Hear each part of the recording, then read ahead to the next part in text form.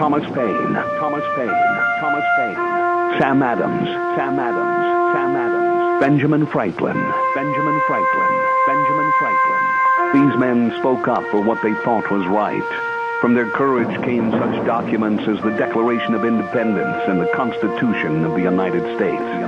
From their willingness to speak what was sometimes unpopular but right, we enjoy such liberties as freedom of speech, the right to keep and bear arms, and freedom of religion. There are those who still wish to oppress our freedoms, and there are still patriots willing to stand up and defend life, liberty, and the pursuit of happiness.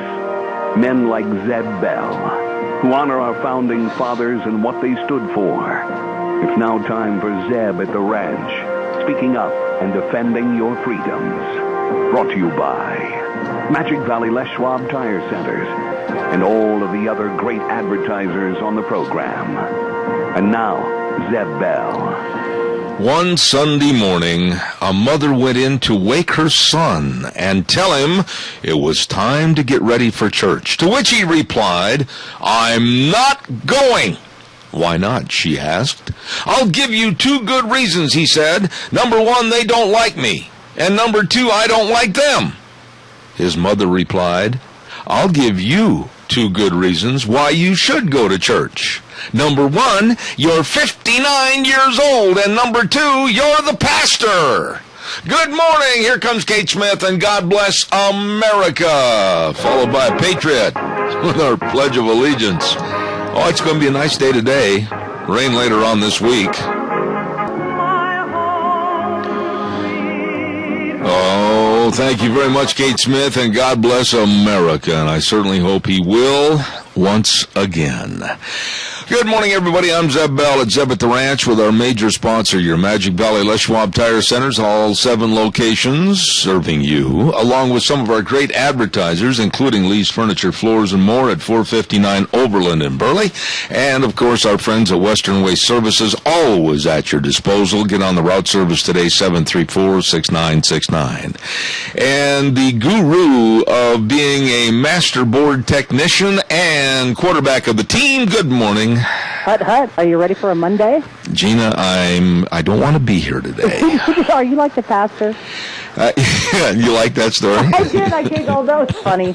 I can always tell when you're giggling because Kate Smith takes just a split second to start. I'm not obvious, aren't I? No, I'm telling you. It was one of those days where I rolled over and looked at the clock at 3:45, and you ever try to make the situation better? Yes. And you say to yourself, now, I'm not sure if that really says 3:45. Let's verify this. Are you sure it's not Sunday? I'm Please tired. Tell me it's Sunday, right? It's Sunday. Yeah, no kidding. Anyhow, do we have a pledger? We have Al on for the pledge and Michael on for the weather. Very good, my dear. Thank you. Good morning, Mr. Sunshine. Well, thank you, Mr. Thunder. Okay, go ahead, please. Yeah.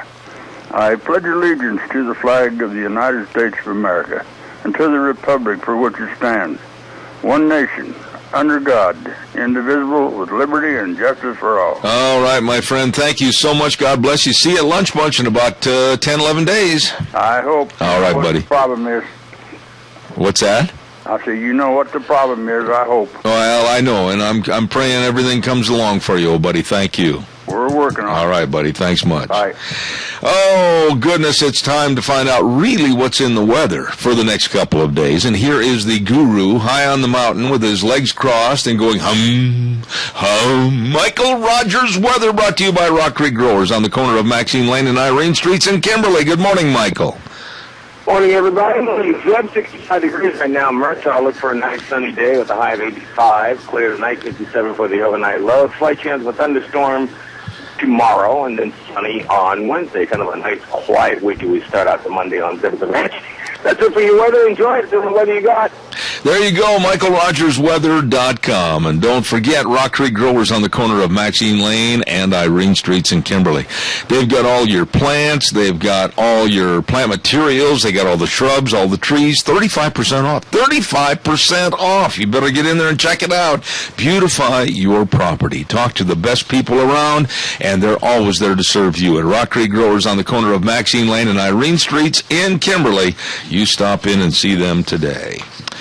We are going to give you quite a few birthdays in just a moment, but before we do that, because we're going to give special tribute to some people that I missed over the weekend with their birthdays, we're also going to tell you about SafeLink Internet. If you haven't signed up for SafeLink high-speed wireless internet, you better do it right now. Now is the time. No contracts required, no credit checks, and, professional installation. These people really know what they're doing. We've been so satisfied with their service. Don't miss out. Call them today at 677-8000. 677-8000. SafeLink high-speed wireless internet serving you. And I'll tell you somebody else that you want to remember, and that's, of course, Daryl's Cleaners, because I'm not bragging when I say this, because they are the best cleaners in the world. That's a fact, and when it's a fact, it's not bragging. And so you just stop in there anytime with your old Rumply Crumplies or your drapes or anything else. And by the way, maybe the drapes got all full of dust and dirt this summer and everything, and now we got to look ahead to fall and Thanksgiving and Christmas. You got to get them clean, looking nice. Take them in there to Daryl's Cleaners. 1223 Albion Avenue in Burley, serving you. Gina has been alerted that we have birthdays. We have 3, one of which took place on, let me get my calendar. I got to check on this. Saturday. That a girl, let it rip. And Jack Euler had his birthday, and he's forever 29. Joanne Clark had her birthday on yesterday. And Warren Miller, the great bearded one, has his birthday today. Jack Euler, Joanne Clark, Warren Miller, play that song. Have a happy birthday. Oh, yeah. Today is your birthday. We're gonna have a good time. And that is your birthday. Happy birthday. Yeah, man, Jack Euler, Joanne Clark, and Warren Miller. I'll tell you, they'll all be at Lunch Bunch on the 26th at Perkins Restaurant in Burley. Don't you miss it. Thank you much. Woo!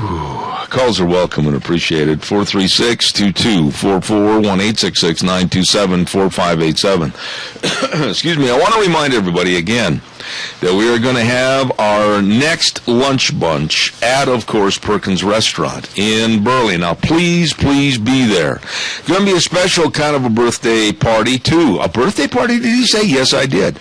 At Perkins Restaurant and Bakery, 800 North Overland in Burley. It's going to be on the 26th, next week on Thursday the 26th. And at Perkins, they believe in being best buds with your taste buds. Oh, the food is good. Great service.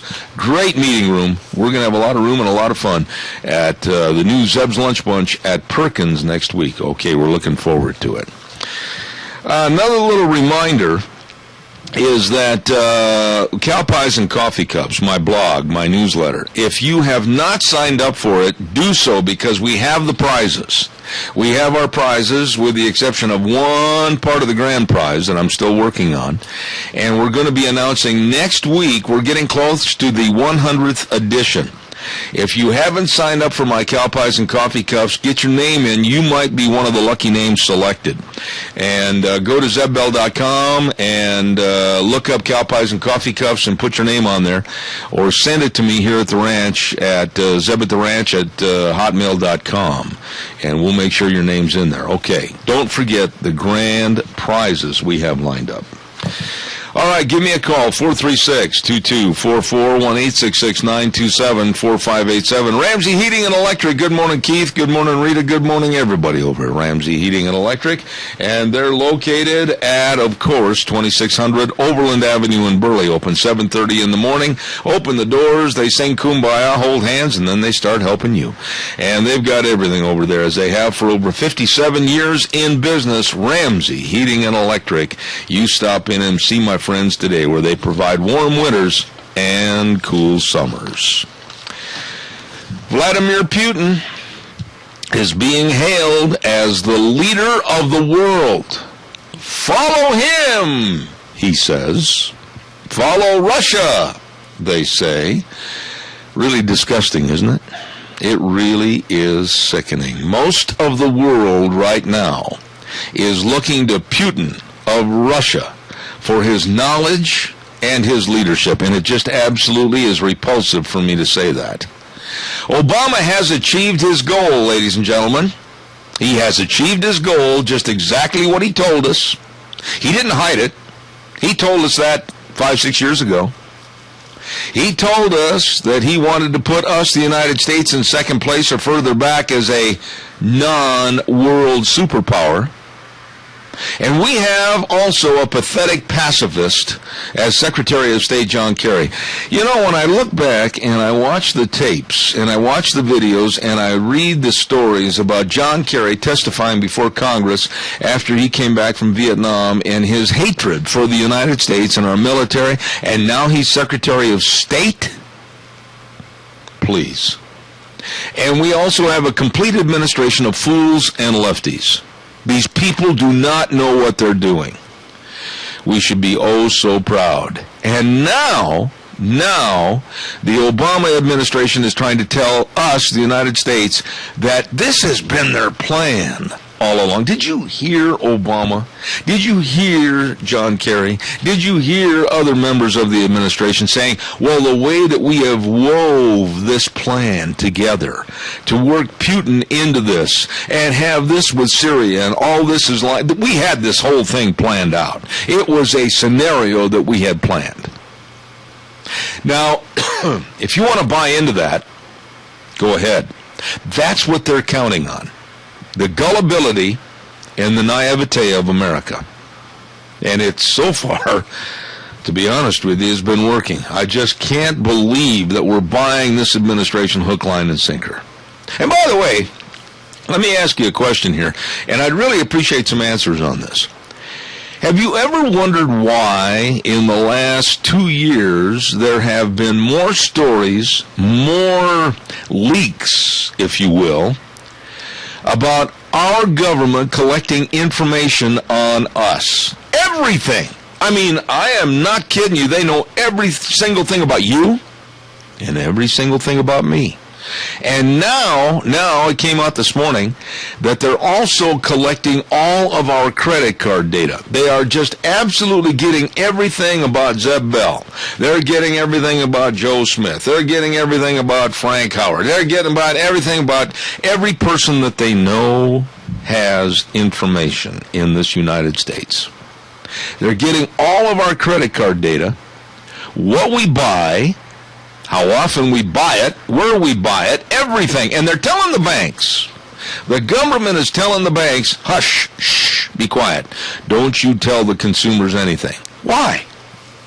Why? Do you sit back and not care in a free society such as we were?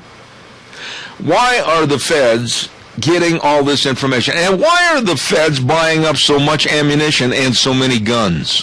Why? Surely they don't think that they're worried about you and I, do they? And why all the SWAT teams?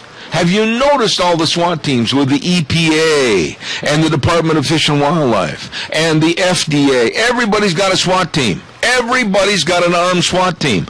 And like last week, we commented about what happened up in Alaska. And up at Chicken, Alaska, I gave you this story last week, and now it's really coming to the forefront, that supposedly a mining operation had 8 people so far drop in on them, unannounced, wearing body armor and carrying guns while they were investigating, now here's the key word, supposed violations of the Clean Water Act.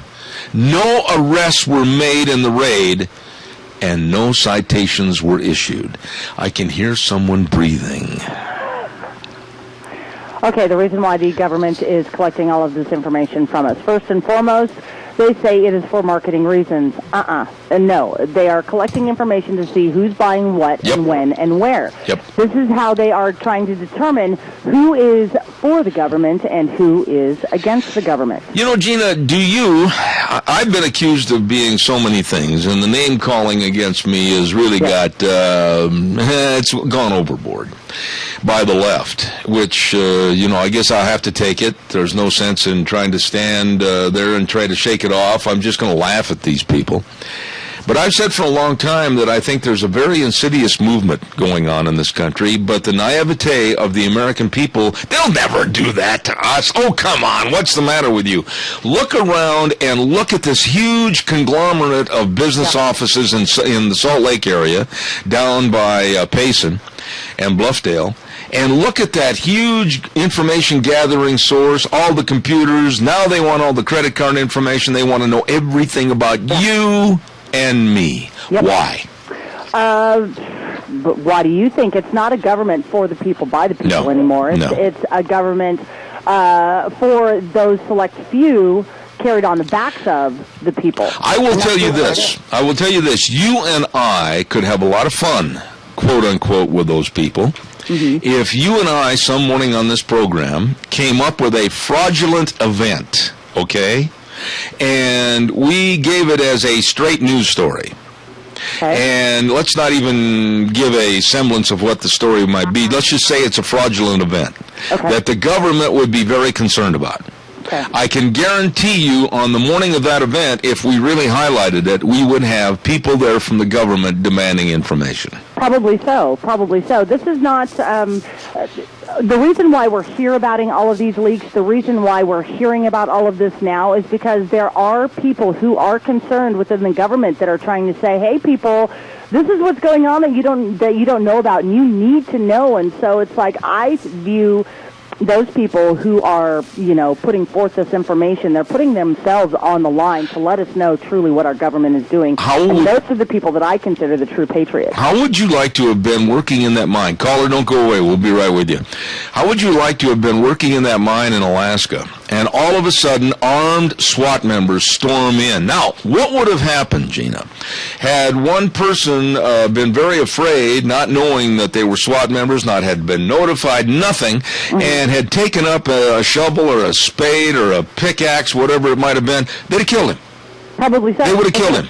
And again, I want to reiterate, no citations were issued, no arrests were made, but they scared the bejeebers out of these people and coming in with body armor and guns. And that's my question. And okay, so we've got 2 phone calls, so please don't hang up. But here's my question. Why is the EPA, the Environmental Protection Agency, dressing in SWAT gear, full body armament with weapons? Because we've let them. Because we have let that agency go completely out of control. We've let everything happen power-wise in a structure with Obama to where we are guilty until proven innocent instead of the other way around. And isn't under, and I could be wrong on this, and if I am, call me on the carpet, but that's not really the EPA's role, is Absolutely. it? They're just there for quality control. And Congress shows no backbone, Gina. No, they don't, and pull their power away. And as far as I'm concerned, pull the IRS power away. There you go. So we've got calls 1 and 2. All right, first caller, and then second caller, do not go away. I'll hurry right to you. Good morning, caller, quickly. Caller. Yes, go ahead. Yeah, on top of all this that's going on, we now have the terrorist leaders calling for their people to hit us with small strikes, small terrorist strikes, larger strikes, because the amount of money it would cost to replace all of this damage they're doing would help destroy our economy. Yeah. And on top of that, we've still got all these terrorist training camps that are springing up in this country, and these Muslims are buying up acres and acres and acres from the East Coast to the West Coast, and you can't get a bit of information from anybody, any of our politicians, about putting a stop to what's going on. And I want to reiterate to you, Tony, that book that you're referring to about the terrorist groups getting all this property in the United States and having these jihad camps, Martin Moyer, the author of that book, Twilight in America, is going to be coming back on the program. I've asked him to come back for an update on his studies for that book. I haven't ascertained the time exactly yet, but it's probably going to be next week, so stay tuned for that because he's going to give us an update. I've ordered that book through Barnes & Noble on Friday. It's an excellent book. Read it, hold it, study it. Tony, thanks for your call as always. You're welcome. Appreciate it. Caller number 2, I'll be right there. Don't forget Valley White Home and Ranch, always with the pet food, always with all your livestock feed, always with all your clothing that you need, especially they got all the Carhartt jackets and vests and everything else going to get cold. And they've got all the boots. They've got a best doggone tack department, everything for your horses over there at Valley White Home and Ranch. As a matter of fact, it's your family, farm, and ranch store. Stop in and see Steve and the rest of the crew today. They really care. And if they don't have what you're looking for, they'll get it. I guarantee you that. Valley White Home and Ranch, 910 South Oneida in Rupert. You stop in and say howdy to them today. Good morning, caller. You're on the air. Yeah, good morning. The EPA, like I say, it is an organization that's run by the radical environmentalists. They do have a military division. Where's that designated in the Constitution? I mean, our whole, like you said earlier, just a little bit ago, in the Constitution, we're supposedly innocent until proven guilty, but under all the bureaucrats, whether it's IRS, EPA, OSHA, you're guilty, and then you got to prove yourself innocent, and it bankrupts all these small businesses, and that's why businesses have gone overseas along with our one-sided trade agreements, which gives everybody, a unfair advantage for our people, and so forth. But the EPA's got to go. I thought as far as information, Snoops.com, I think I sent you an email on that. I've got politicians say, Adrian, that Snoops.com says that's not true. Well, Snoops.com is financed by George Soros and the liberal left, so they're covering Obama's tail and all the liberal activities. So, folks, if you're relying on Snoops, you're relying on the enemy for your information. Well, let me interrupt you here. I want to just keep... Okay, let's not ramble here, Adrian. I want to hit this with you real quick. This gold mine up in Chicken, Alaska, that was infiltrated and pounced upon by the SWAT team, there was no evidence. There was nothing given as far as any citations. No arrests were made. Now, I'll go back to what I said a minute ago and give me a short answer because I got to go to my commercial. What would have happened had one of those workers in the mine not known that these thugs and punks were coming in there and going to try to disrupt their entire work situation? What would have happened if one of these guys would have hit one of these SWAT members? They'd have killed him. This thing is absolutely ridiculous. Yeah, and there've been no accountability. They're just saying, well, we're doing our job.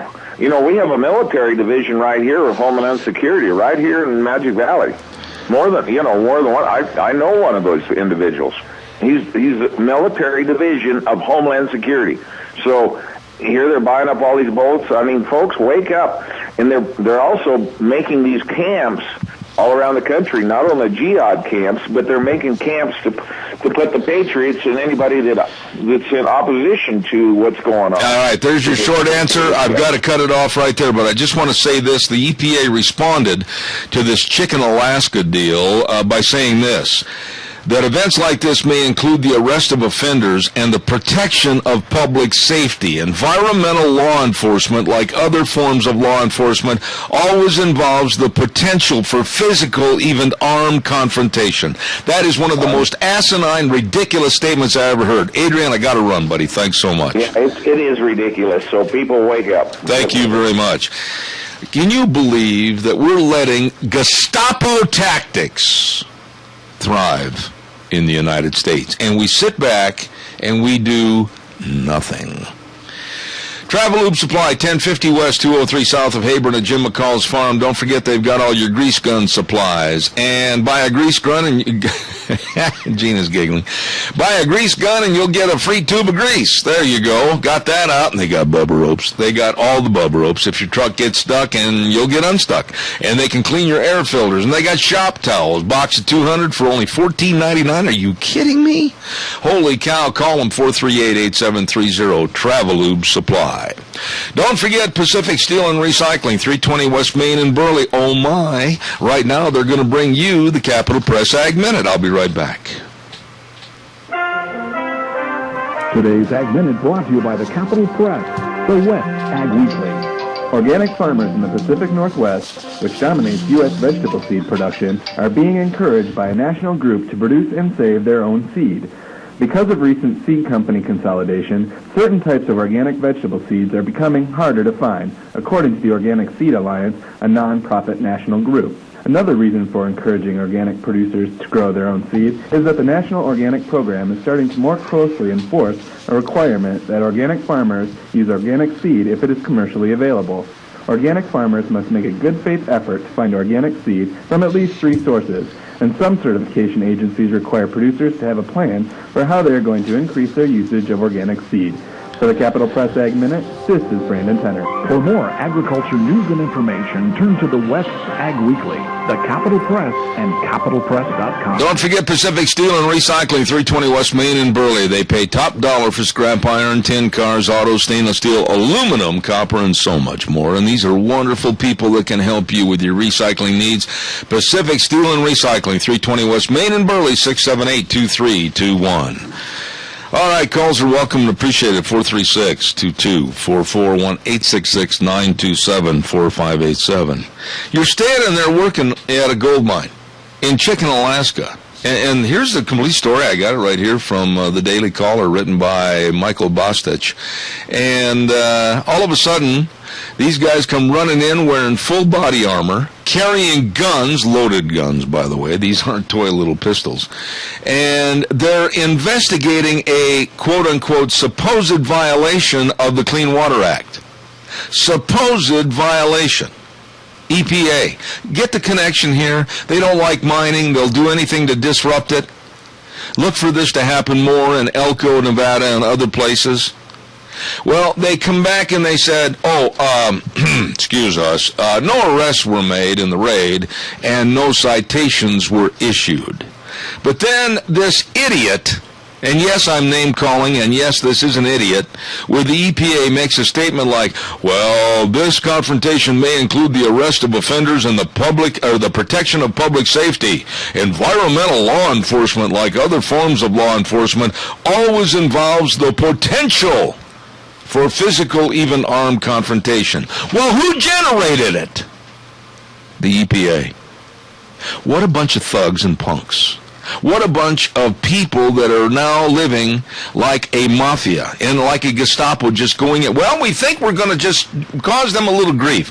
And I go back to what would have happened if one of these people working at that mine would have showed some resistance as to their thuggery.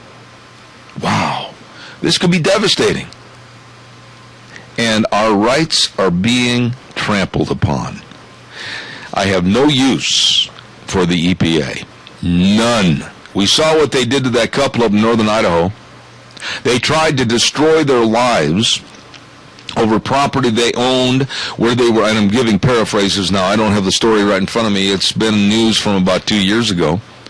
They owned property up there. They were trying to build a house, their dream house. Everything was started, and all of a sudden the EPA came in and said, because there had been a hose with some water on the ground, oh, this is wetlands, you can't build here. They destroyed these people's lives. They destroyed their bank account. They took them through the court system and just absolutely broke them. And finally these people said, that's enough. You're not going to play punk and thug with us. And they went clear to the Supreme Court, and they won. Good morning, caller. You're on the air. Good morning, Jeb.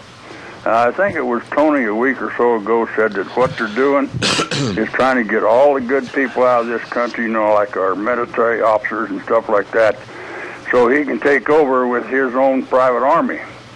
Well, a good start you got looking at it. Why do people... The Black Panthers and all these thugs is going around with this IRS, and just like you're talking about EPA, which is an illegal organization, that you see it coming. They're all in uniform, and that's what's going to help take over. Al, why are so many people so naive and so literally backward that they can't see the forest because a tree's in the way? Why can't they see what's going on with the erosion of our rights and our freedoms in this country? They're dumb. They're just plumb dumb. That's all there is to it. Some of these people I see on television, Jeb, honest to God, I want to just throw up and puke and just give up altogether because they don't even know who in the hell the vice president is. I know it. You watch some of these man-on-the-street interviews, and every station has got them. Every newscast goes out and seeks them. And it seems like, and correct me if you think I'm wrong, but it seems like most of the under 35 crowd has the IQ of a bicycle spoke. Well, they got just a little bit less than that, I think. I mean, that spoke's pretty smart. They could help holding the wheel together. But you can see it coming. I mean, look at the Black Panthers. Yeah. Black uniforms, black berets. They're all in uniform, everything else. And it's coming down to fruition if we don't watch out. Knowing you the way I do, and this is not meant to be derogatory, this is not meant to cause you any grief at all, but I'm being serious about your personality and mine also. Knowing you and I, a confrontation with armed thugs and punks from the EPA when you've done nothing wrong, you and I probably would be sitting in the pokey right now. Probably.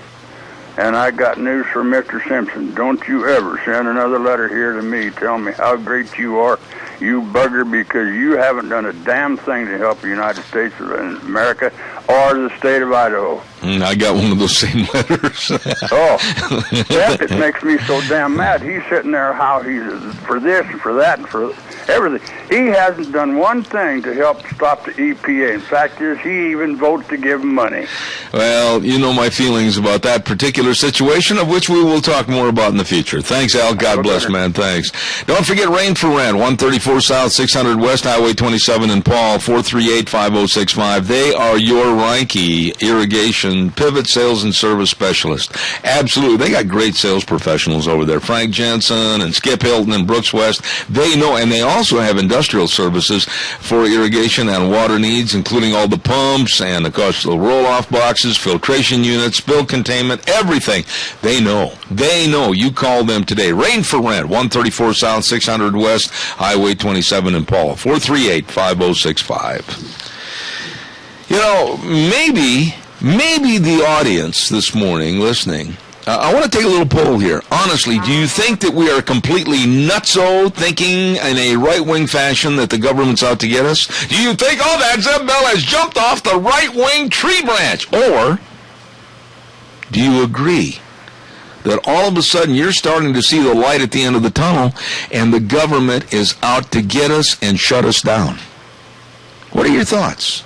Either wacko or maybe we're right. Good morning, caller. You're on the air. Is that me? I hope so, lady, because you're talking on the air. Well, I think that on this EPA subject and right before our eyes, what are we seeing happen to all of the natural resources all over our United States? They're being closed up, locked up, and not used. Well, and with all of this rain, isn't it obvious that the forests have not been maintained the way they should, or they would be holding back some of this water? Absolutely. And all of this do-good EPA information is going toward our ruination. Are we going to be able to even recover from the devastation that the forest fires and now that flood are doing? Chris, and that's EPA related. Chris, let me ask you a quick question now. You're a farm wife, and you've also been heavily involved in politics. So you know agriculture, you know what it takes to feed the world, and yet you also know the politics, and you've run for office. Now, the government knows everything about you, you lovely lady, and they're going to come in someday and say, now, Miss Chris, we know you did this, we know you bought this, we find you to be a little bit of a, maybe you're a troublemaker here. We're going to have to watch you and shut you down. I'm very concerned that America is sitting back just lapping at the great big popsicle stick, and they don't care. Well, because what is it? About 45% of America's population is on government dole? Absolutely. Why would they want to care? Because as long as they're getting theirs, it doesn't matter what happens to the rest of us. But, you know, honestly, let's be really basic here. There are those in the audience right now that are out there driving down the interstate, or perhaps at their office, or perhaps they're guests in this area, whatever, that are going, holy cow, what a bunch of right-wing loons. Why, everything's just hunky-dory and Obama's just doing his job. What would you say to respond to them? Point out one of the places where he's doing his job. Yeah.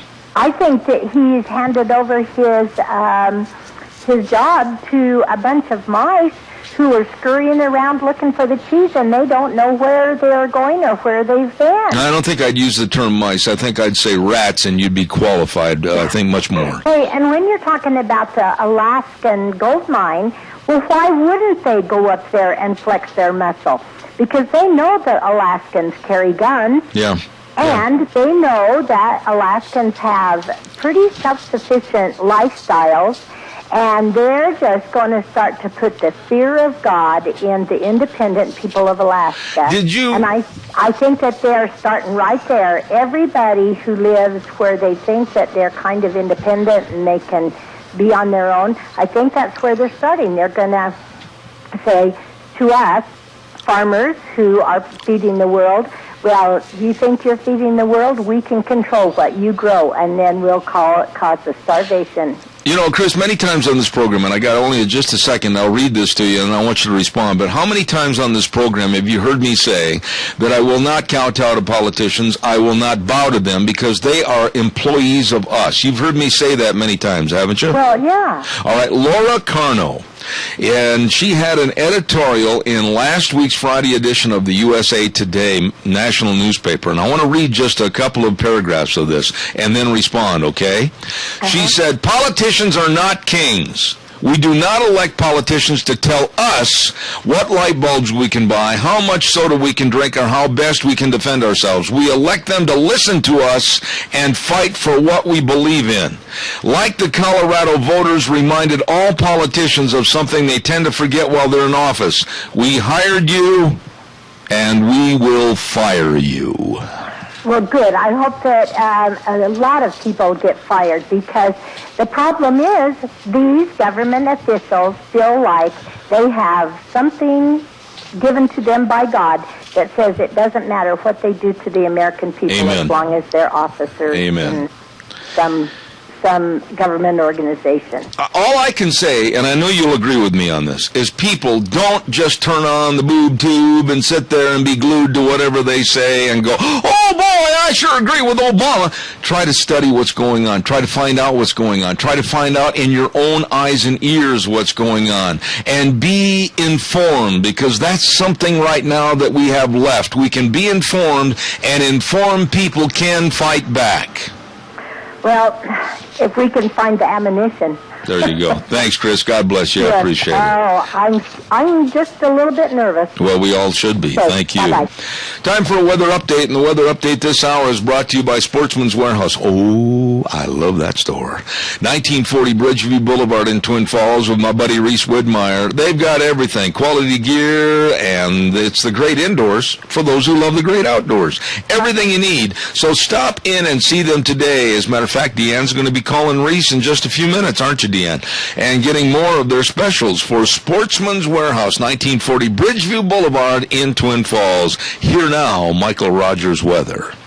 Hi, everybody. Michael Rogers from MichaelRogersWeather.com. Started a brand spanking new week of view, set of the ranch, and weather. Sunny today, clear tonight, slight chance of a thunder shower for tomorrow, and then sunny on Wednesday. How about that? Temperatures rather comfortable, thank you very much. 84 for the high today, 57 for the overnight low, in the mid-80s for tomorrow. Enjoy the day, enjoy the weather. It's the only weather you got.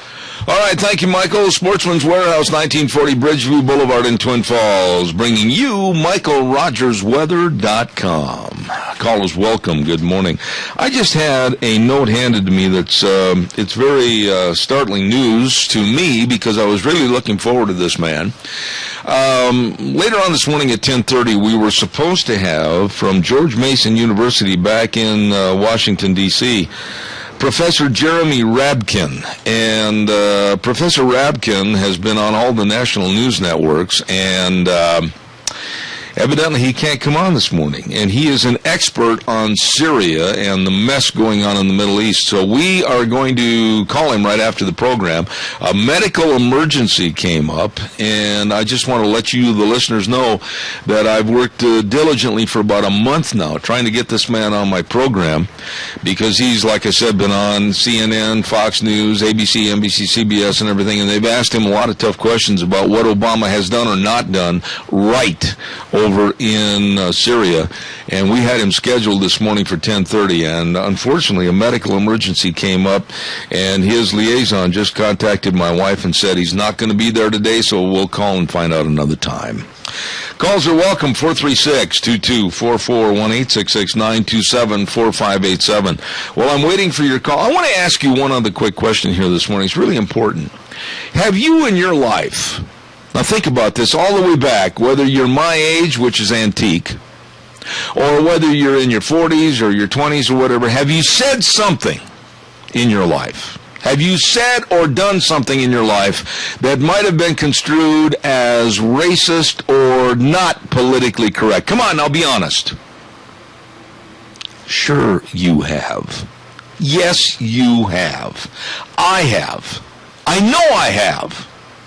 Because remember back about 25, 30 years ago, they came out with, and I've got a copy right here on my bookshelf, the Black Folks Joke Book and the Polish Folks Joke Book. Those were in vogue at that time. Today, they are deemed politically incorrect.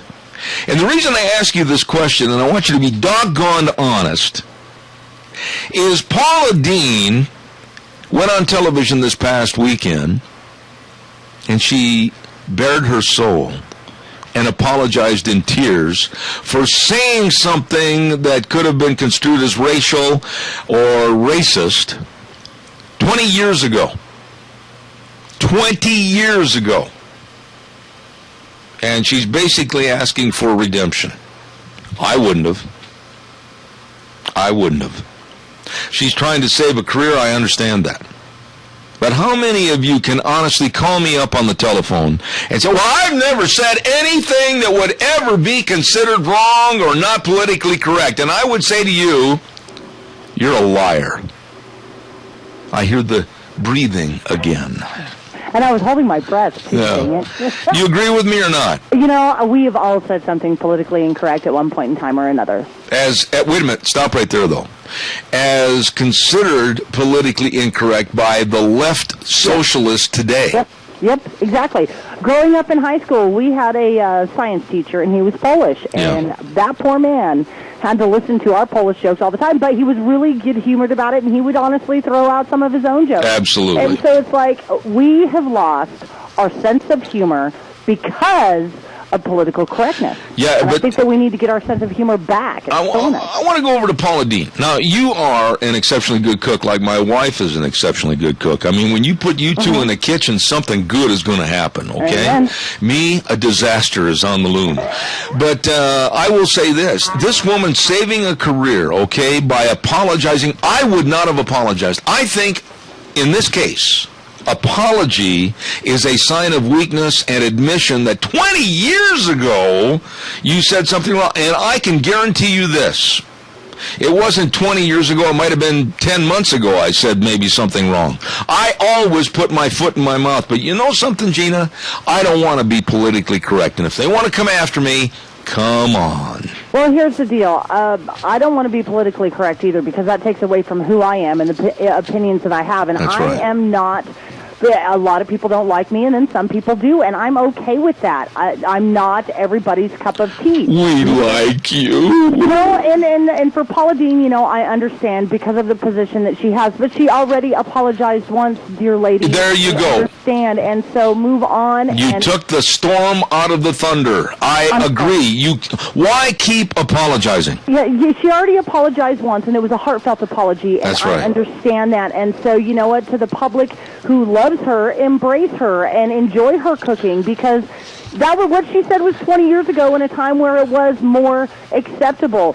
You know, we've all lost our sense of humor. So what if we say Polish jokes? So what if we say blonde jokes, you know? Oh, yeah, I'm good at those.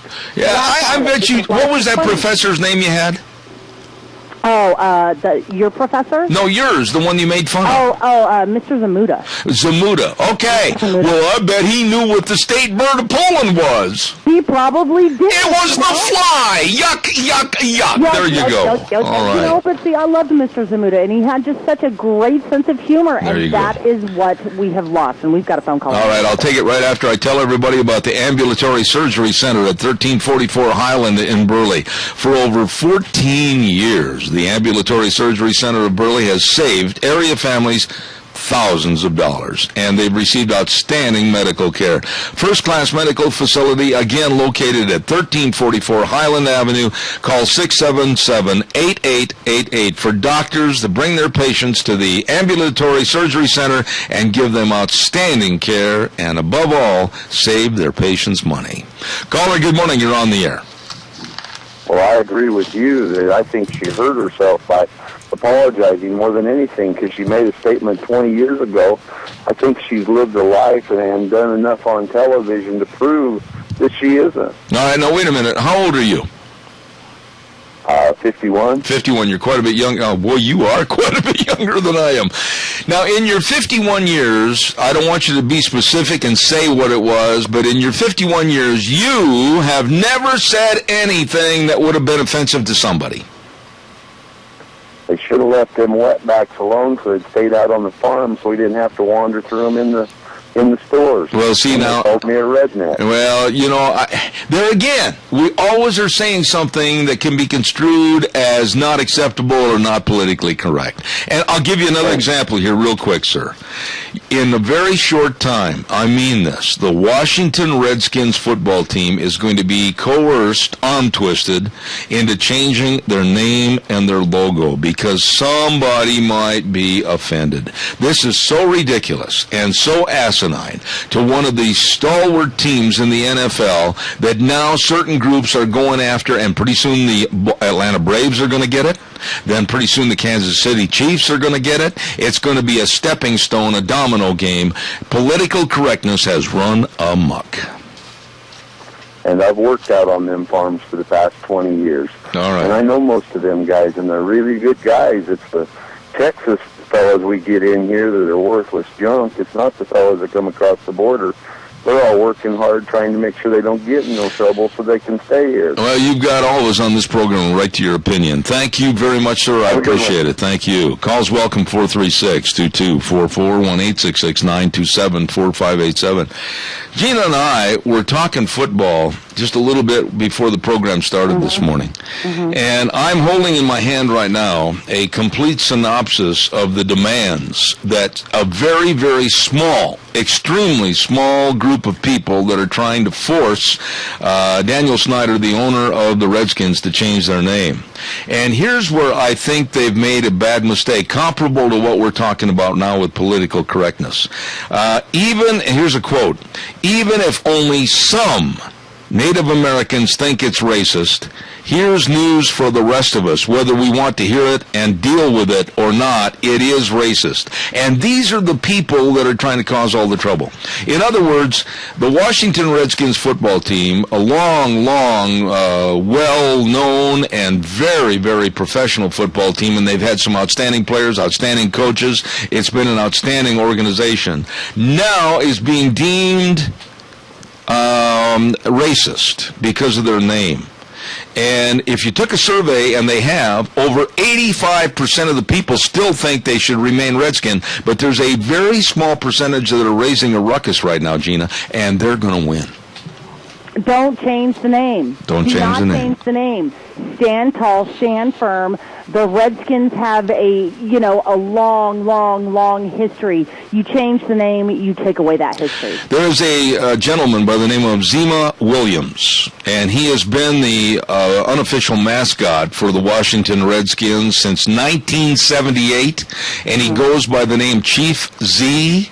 and he gets out there with the stylish headdress and a very, very professional-looking Indian wardrobe, if you will, and there has never been anything derogatory towards Indians. As a matter of fact, all the advertisements of the Redskins, and for that matter, the Atlanta Braves, Kansas City Chiefs, right on down the line, has always been with utmost professionalism and the warrior image, that the warrior image will win. There's nothing sleazy about this whatsoever. And you're answering the phone, I can tell. Calls welcome, 436-2244-1866. I will tell you this, even if they force and coerce them to change their name, I will not on this program. When the games have been played on Sundays, I will refer to them as the Washington Redskins. I promise. Caller, I'll be right there. Don't go away. A great big tire sale at your Magic Valley Les Schwab Tire Centers. All 7 locations of your Les Schwab Tire Centers serving you with the best in tires, like they've got a passenger car tire called the Strategy on sale starting at just $89.48. 60,000-mile warranty. They've got the light truck and SUV tire Wildcat AT2 on sale starting at just $117.15. Smooth, quiet ride. And check out all the custom wheels. Check out the best in brake service at your Magic Valley Les Schwab Tire Centers with Dave on Blue Lakes and Twin, Mike and Buell, Mike and Jerome, the Twist family and Paul, Lane and Rupert, John on Poleline and Twin, and Randy on Overland and Burley, your Magic Valley Les Schwab Tire Centers. Got 1 minute left, caller. Go ahead real fast. Hey, Zeb, we got to get out of this political sex stuff. Hey, if you know me, I'm going to say what's on my mind. I don't care. I've lived 52 years without most people's approval. I can go on. Say what you want. The hell with them. Well, you know, when it comes to this political correctness, who is going to deem who is going to be offended by whom? I know that's not a good sentence structure, but anybody can be offended at any time by anybody's actions or their voice. So how in the world... Toughen up and get over it. There you go. Toughen up and get over it. That's the cowboy mentality, but it's the right mentality. Because anybody, anywhere, is going to find something to be offended about. Well, a lot of people around me get offended because I say what I mean and always will. No, you have never, ever offended us. As a matter of fact, I've got a lot of respect for you and your lovely family. Thank you so much for your call. Have a good day. God bless you, man. Thanks. You know, just get over it. I agree with what he said. You know, so what? So what? Are we going to have to sit there? Oh, let's see. I can't say this because somebody might be offended by that. I better not say this story about a bicycle, humorous story, because that might affect the and cause the bike riders to be offended. I better not do this. Pretty soon, we do nothing. I'm not going to worry about it. Go Washington Redskins! Even though the Green Bay Packers yesterday whooped them, which is good. I'll see you back in 6. Don't go away. Welcome back. Hour number 2, Zev at the Ranch, your non-politically correct program. Never going to be. And welcome our major sponsor, your Magic Valley Les Schwab Tire Centers. All 7 locations serving you, along with some of our great advertisers, Lee's Furniture, Floors, and more at 459 Overland and Burley, and our friends at Western Waste Services. From the canyons of the Snake River and all across southern Idaho, we're always at your disposal. Western Waste Services, we care about our community, our resources, and this great land. Western Waste Services is lending a hand, always at your disposal. Western Waste Services. And don't forget Western Waste Services. We talked to Kelly Withers on the phone last week, and he was talking about all the dumpsters in various sizes. If you're like me, I've got some big fall cleaning projects I've got to get done, like the barn and the garage. I'm not talking the stalls in the barn. I'm talking about all my junk, all that kind of stuff. I got to get rid of it. And they've got dumpsters in various sizes for the cleanup that just absolutely will help you. And when you fill them up, they'll come get them. You just be sure and give them a call. Get on the route service, too, for your garbage, 734-6969. Always at your disposal, Western Waste Services. And, of course, as you know, I'm very blessed on this program to have the cream of the crop when it comes to all of our top advertisers, and we want to say thank you to a very, very nice young man, Joel Heward, owner-manager of Hanson Mortuary, 710 6th Street in Rupert. And they believe that every life is worth remembering, and they pledge to serve you and your family the way you would want to be served. Please, with the highest ethical standards, with unquestioned integrity. They will serve your family. Hanson Mortuary, call them today, 436-5636. That number again, 436-5636. 710 6th Street in Rupert, Hanson Mortuary, serving you. I really look forward to Mondays because one of my dearest friends is going to be on the program with me from Colorado, and I guess first and foremost I'm going to ask Frosty Woolridge, how close are you to all the bad deep water? Well, good morning, Zeb, and I'm up here at 8,000 feet in Golden, Colorado, on the side of a mountain, actually, so it rained a lot, but we're not affected here, but I'm just like a mile away from Clear Creek Canyon, which is overflowing and flooding, and of course I used to live in Boulder, and of course, it's flooding. Boulder Creek is flooding like crazy. They said it was like a Class 4 rapids this week in the last 6-7 days of rain. But yeah, there's been great challenge here, and there's been tragedy. I think 5 people have died in the floods that have just been flash flooding all over. And but it's now starting to get back to normal today. You know, it's with the sunshine back out. So it just Mother Nature gets her way, and we get to do what we do and do the best we can. You know, it's really true. God and His plan and the weather and everything else. But when you think about it, it wasn't that long ago that we were absolutely obsessed with the fear of fire back there. Everything was burning up, and now the adverse or the reverse is true. You've got water running everywhere. That's exactly correct. Colorado's Front Range from Colorado Springs all the way up to Fort Collins and Loveland is completely flooded. We've had, I think, about 100 miles of road bed has been taken out. Big Thompson Canyon had 17 miles of roadway, and 1 or 2 bridges were completely wiped out. The St. Vrain Canyon the same way. 36 going into Estes Park is completely cut off. The rain literally wiped out the bridges and wiped out the roadways, and it's down to bedrock. And it's going to take folks are not going to have a road to drive on. They can't get across the bridges here probably for the next anywhere from 5 to 6 months or longer. That's how bad this is. Man. Frosty, I read an article the other day in the USA Today newspaper last Thursday, as a matter of fact, and I thought immediately of you and your expertise on border security or the lack of. And the story, the headline was, Posse of Border Sheriffs calls Congress security bills bunk. I'm sure there was another word they wanted to insert there, but they didn't. And here's one of the headline stories of the story.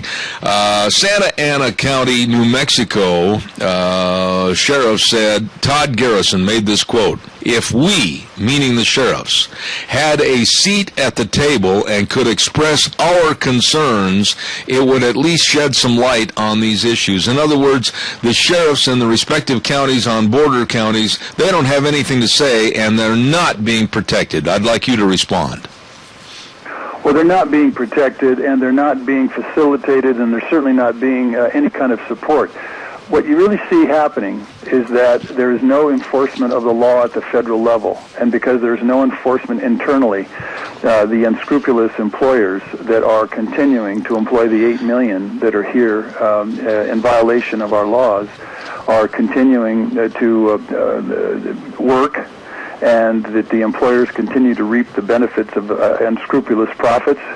And it's a farce to have another 10,000 Border Patrol agents when you should really have those Border Patrol agents enforcing the laws internally against unscrupulous employers.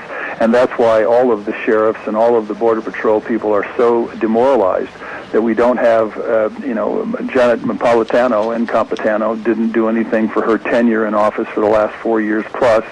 And therefore, it's a catch-22. What's the point of enforcing the laws, or just because you're enforcing the laws at the border or trying to catch all those people doesn't do anything in the final analysis, because there's plenty who get through and continue to work illegally, which continues to draw more that want to work in violation of our laws, and we, the American taxpayer, get to pay all those consequences. Our schools overrun, our prisons overrun, and the rule of law is completely usurped. You know, here's an interesting point that I hadn't heard these exact numbers, but I want you to comment on this.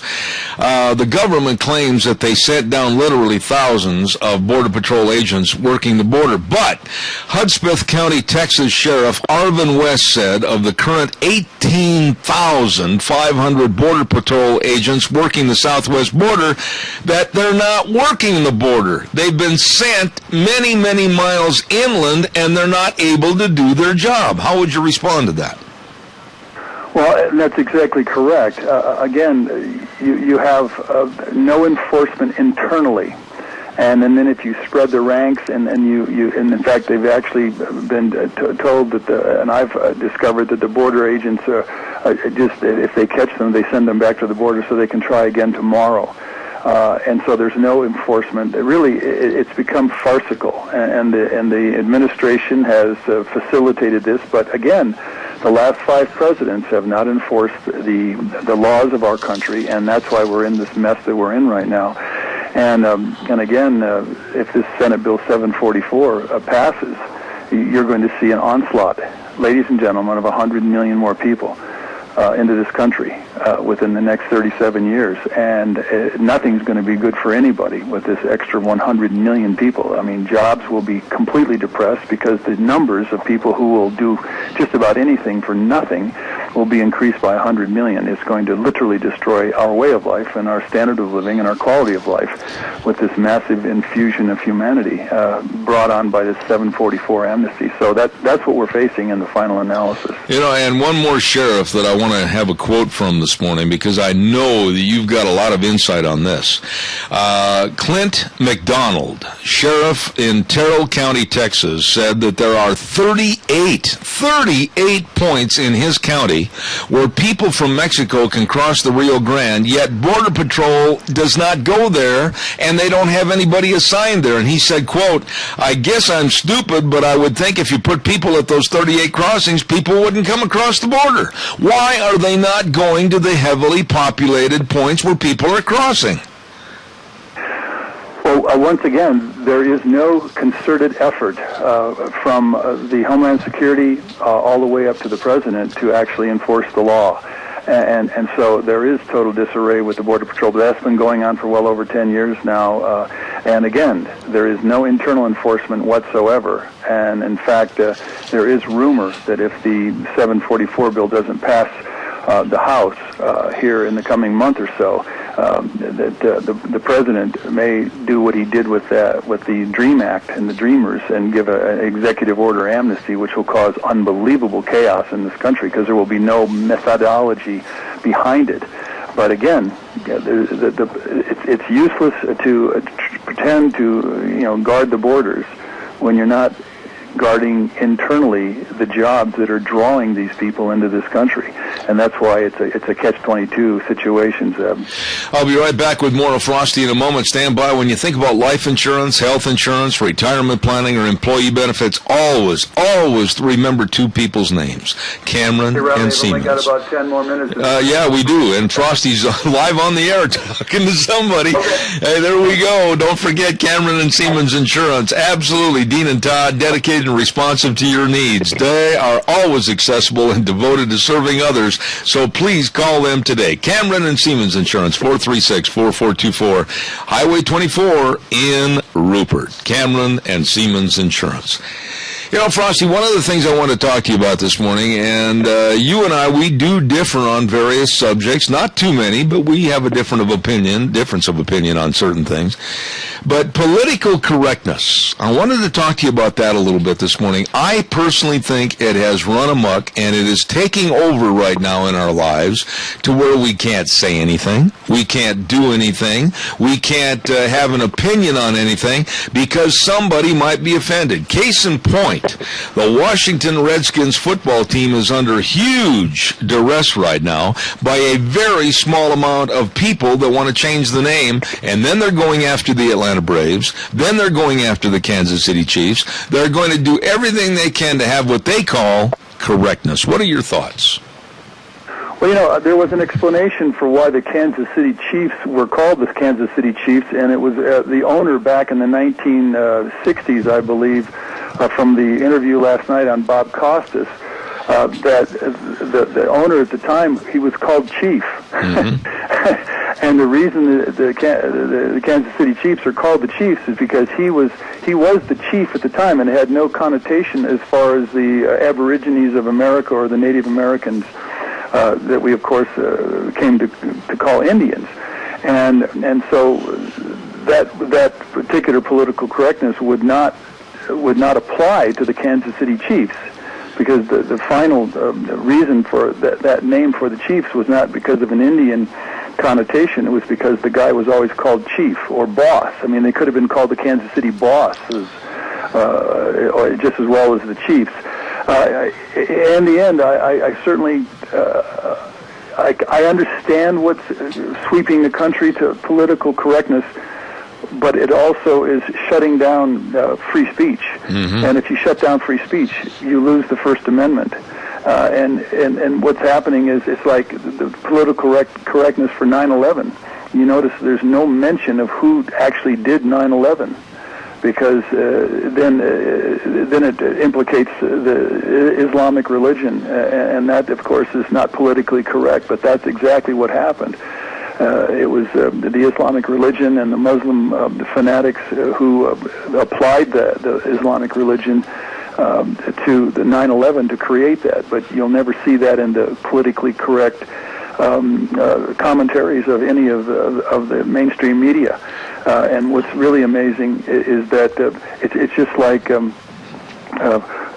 all of the aspects of the black flash mobs that are going on in this country right now, and attacks, black on white crime and black on black crime.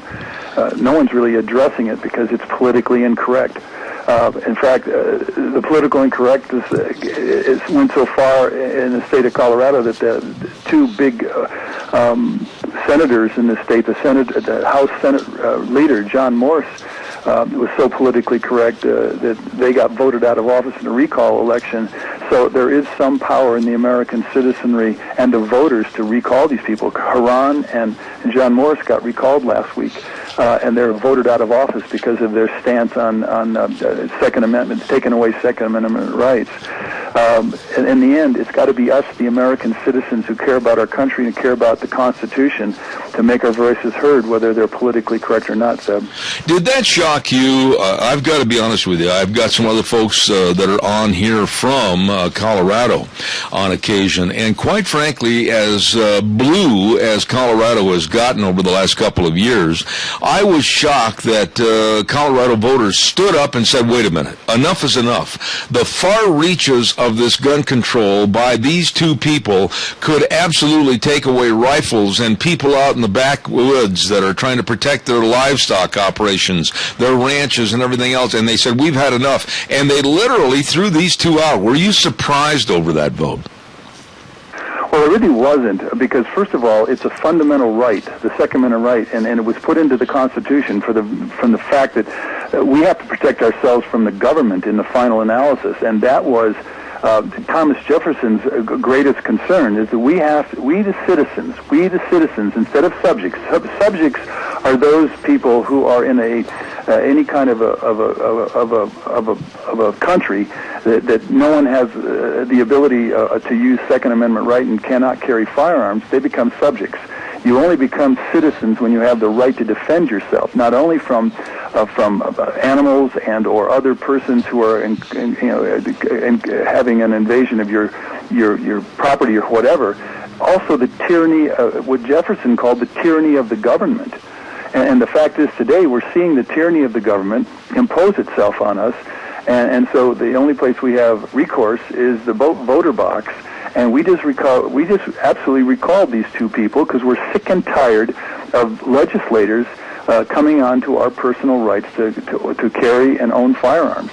And so at some point, we Americans need to stand up, speak out, politically correct or unpolitically correct, to maintain our rights, because if we don't, we slowly have them eroded to the point where we won't have them anymore. You know, I was really shocked, though, that this sent a tremor all the way to the left core of gun control, whether it's Bloomberg or whether it's Schumer or whomever. It really shook these people up because, like Laura Carno wrote for the USA Today last week in an op-ed, note to politicians, you work for us. We hired you. We can fire you. Well, yes, and as a matter of fact, her own, the lady senator that got fired, she was given all sorts of excuses on a CNN interview that I saw, and she embarrassed herself. She was making all these excuses, and the final analysis, we fired her because she wasn't adhering to our constitutional rights to own and carry firearms to protect ourselves. And so in the end, that's what happened. What I'm hoping is you and I continue to talk totally unpolitically correct. We just simply tell the truth, and we set it out there, which we have for the last 6-7 years that we've been speaking each week, is that enough Americans, my father always said, and even Mark Twain said this, you got to stand up and speak your mind, because there's 1,000, 10,000, 100,000 people behind you who are afraid to speak their mind. And then when you speak up, you give them the courage to speak up.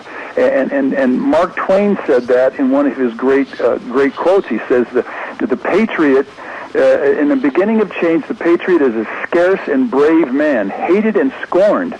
When his cause succeeds, however, even the timid join him, for then it costs nothing to be a patriot.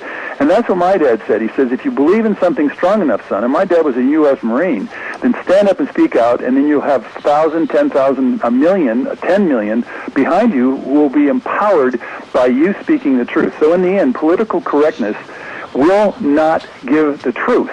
But the truth will boil up. It will simmer up. And this is what happened in Colorado, because Bloomberg sent $350,000 to make sure these people didn't get recalled. And he failed. And they say even bigger money than that. And so political correctness didn't make it. And the folks in Colorado said, enough of this, and we have the right to carry our arms and to own arms, because it's a Second Amendment right, and it was earned by the Revolutionary War, and we're not going to give it up. So I'm proud of Colorado. One final thought on that, Frosty. You know, you take a look at political correctness and the imposition of what it does and what it's stopped in our daily lives. It's nothing more than a form of leftist socialist control. And when you look at control right now, or the government, they came out this weekend, and it's even been known now that they're going into our credit card data. They are finding out where we buy things, how often we buy things, where we buy things, and they're telling the banks, don't say anything to the consumers, that's our little secret. And all of this data that they're gathering on us, and you have to ask yourself one question: why? Why is the government so afraid of you, Frosty, and me, Zeb? Well, because we are critically thinking American citizens. We think critically. We use our brains. We use our noggins, if you will, and that we tell it like it is. Even when Barack Obama was heading for the presidency, and you and I got in all sorts of trouble back in 2008 there, we just told it like it was, and we told it like it is, and now we're seeing everything that we said, it has come to fruition. Here is a president who has usurped the Constitution. He's actually extending his power beyond his the constitutional law. There are a lot of people out there that want to see him impeached because he's been breaking the law, and so that's what's been happening. And I'm just proud to stand with you. And I know a lot of folks are, nodding their heads right now, saying, it's good that, Zeb Bell and Frosty Woolridge are not politically correct because, Paul Revere wasn't politically correct. Sam Adams wasn't politically correct. Thomas Jefferson, Ben Franklin, John Adams, James Madison were not politically correct. George Washington definitely was not politically correct. I guess you and I could stand on the same side as they do because we're not politically correct either. But, in the end, we're right. This is our country. These are our laws, and this is our nation, and we must stand up. That was their time and Jefferson's time. This is ours, and I guarantee you, I will stand with you, Zeb Bell, right to my last breath, because we're standing for the people of America and the U.S. Constitution. I don't think you can get on any better side, and to hell with political correctness. There you go. And you also stand on the precipice right now of a great football team, the Denver Broncos, demolishing the New York Giants yesterday, and the Seattle Seahawks destroyed the San Francisco 49ers. But take heart. My Green Bay Packers are 1-1. They played a good game yesterday. Maybe it's enough to plug in the afterburners, and they'll come after the rest of you guys. Well, that sounds great. And also, I just want to make sure that all of you who are very frustrated, again, go to those websites, capsweb.org, capsweb.org, and numbersusa.org, because this is the way we're going to be unpolitically correct and make sure that we preserve our country by being collectively powerful to well over 1.5 million of us saying, no, we don't want an amnesty, we want our laws enforced. And that way, in the future, we can have the Green Bay Packers play, of course, the Denver Broncos, and of course, Peyton Manning will be much superior over Aaron Rodgers, and we'll celebrate a new Super Bowl here. But at least the Packers can say they came in second. Well, I certainly hope you enjoyed your last time on this program, Mr. Woldridge. All right, sir. Well, I humbly hope that we get to see each other next week again. Oh, God bless you, Frosty. Take care. Thanks. Thank you, Zeb. Frosty Woldridge in Golden, Colorado, my buddy, and very, very outspoken and well-spoken. Calls are welcome and appreciated. 436-2244, 1-866-927-4587. Gentle Ben. He's putting windows in. I know that's what he's doing right now at Burley Glass, 1029 Overland in Burley. You got those old drafty windows. You got those where the heat's going out and the cold's coming in. Well, that's why you better check out the atrium windows at Burley Glass, 1029 Overland Avenue in Burley, and become energy efficient. You can just sit there and laugh at the cold weather this winter. You'll be nice and toasty warm. Call Gentle Ben today at 678-1459. Burley Glass in Burley. Also, real fast, I want to remind you, Ramsey Heating and Electric is offering rebates on qualified Lennox home comfort systems. Whether it's a gas furnace, air conditioner, or a heat pump, you and your family will enjoy the comfort. Call 678-0459. And you can learn how Ramsey Heating and Electric can save you money. 678-0459. At Ramsey's, they sell warm winters and cool summers like they have for 57 years. Really nice people. Oh, and we've got a guest coming on in just a moment. Another nice person I want to talk about, and that's going to be Matt Sharp. We'll be with him in just a moment. Stand by. Excuse me, live radio. I had to cough. I'm sorry. Don't forget the super savings in September at Lee's Furniture, Floors, and more. They've got a kid-proof and rhino-proof carpet over there. I'm telling you what, you can't hurt that carpet. Oh, by Smart Strand, starting at just $1.44 a square foot. I know that Smart Strand carpet is tough. I've seen its toughness. Lifetime stain resistance, lifetime anti-static, 25 years abrasive wear, 15 years textured retention. Woo! It is good carpet, and it's all right there at Lee's Furniture, Floors, and More, 459 Overland in Burley. You stop in and check out the Smart Strand carpet today. Well, here we go. Alliance Defending Freedom, Matt Sharp, one of my favorite people to have on the air. Matt, good morning to you. How are you? I'm doing great, Zeb. How about yourself? Really good to have you on the program, and kind of a really interesting story this morning about a parent's freedom to pray. And this is kind of dangerous, what's happening around this area in New Hampshire, but possibly other parts of the United States, to where all of a sudden now we're going to be watched and we're going to have people pointing the finger at us if they deem we are praying. What's going on here? Yeah, this is a great story. This mother in New Hampshire, her name's Lisa, back in February, a few bullets were found at the school campus, found in one of the bathrooms. And given the, recent school shootings we've had, she was concerned about her own children's safety there at Concord High School. and other students as well and the staff there. And so as a Christian, she felt the best thing she can do is to start praying, going to the school campus every day before school and quietly praying for the safety of everyone there. So she went to the school principal, told him what she wanted to do, got permission, and for all of last semester prayed without any problems or anything. She'd go there from about 7:15, long before most students got there, and prayed just for safety protection for everything. Well, then, as often is the case in these stories, Freedom from Religion Foundation over the summer hears about this mother and her terrible, scary prayers going to a school campus in the morning and praying, and sent a letter to the school district basically threatening lawsuit if they didn't immediately stop the mother from praying on campus. And unfortunately, over the summer, the school district initially caved in and told the mother she would no longer be allowed to pray anywhere on campus. So that's when we first heard about the story and reached out to the mother to see what we could do to help. Now, let me ask you this. Let's break this down a little bit, Matt. Was she being very, very vocal and demonstrative and using gestures? Was she coercing others to pray with her? Was there a solicitation to join her in prayer? Or was she just very humbly praying? Exactly right. She was just humbly praying. She would occasionally lift her hands and things like that, direct them towards the school, but she was often a isolated location by herself, not trying to make a show or spectacle, but really just passionate about praying. And so for months and months, this went on without any incidents. There was no disturbance at the school. She wasn't intimidating or forcing anyone to pray with her.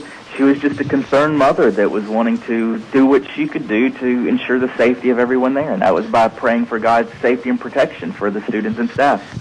When these groups, like the Freedom from Religion Foundation, they wave their arms and they stomp their feet and they make demands that you shall not pray again, really, what can they do? What would they do to you, Matt Sharp, and me, Zeb Bell, if all of a sudden we got very pugnacious and said, hey, bring it on, baby, because we're going to stand here and pray all day, and there ain't nothing you can do about it?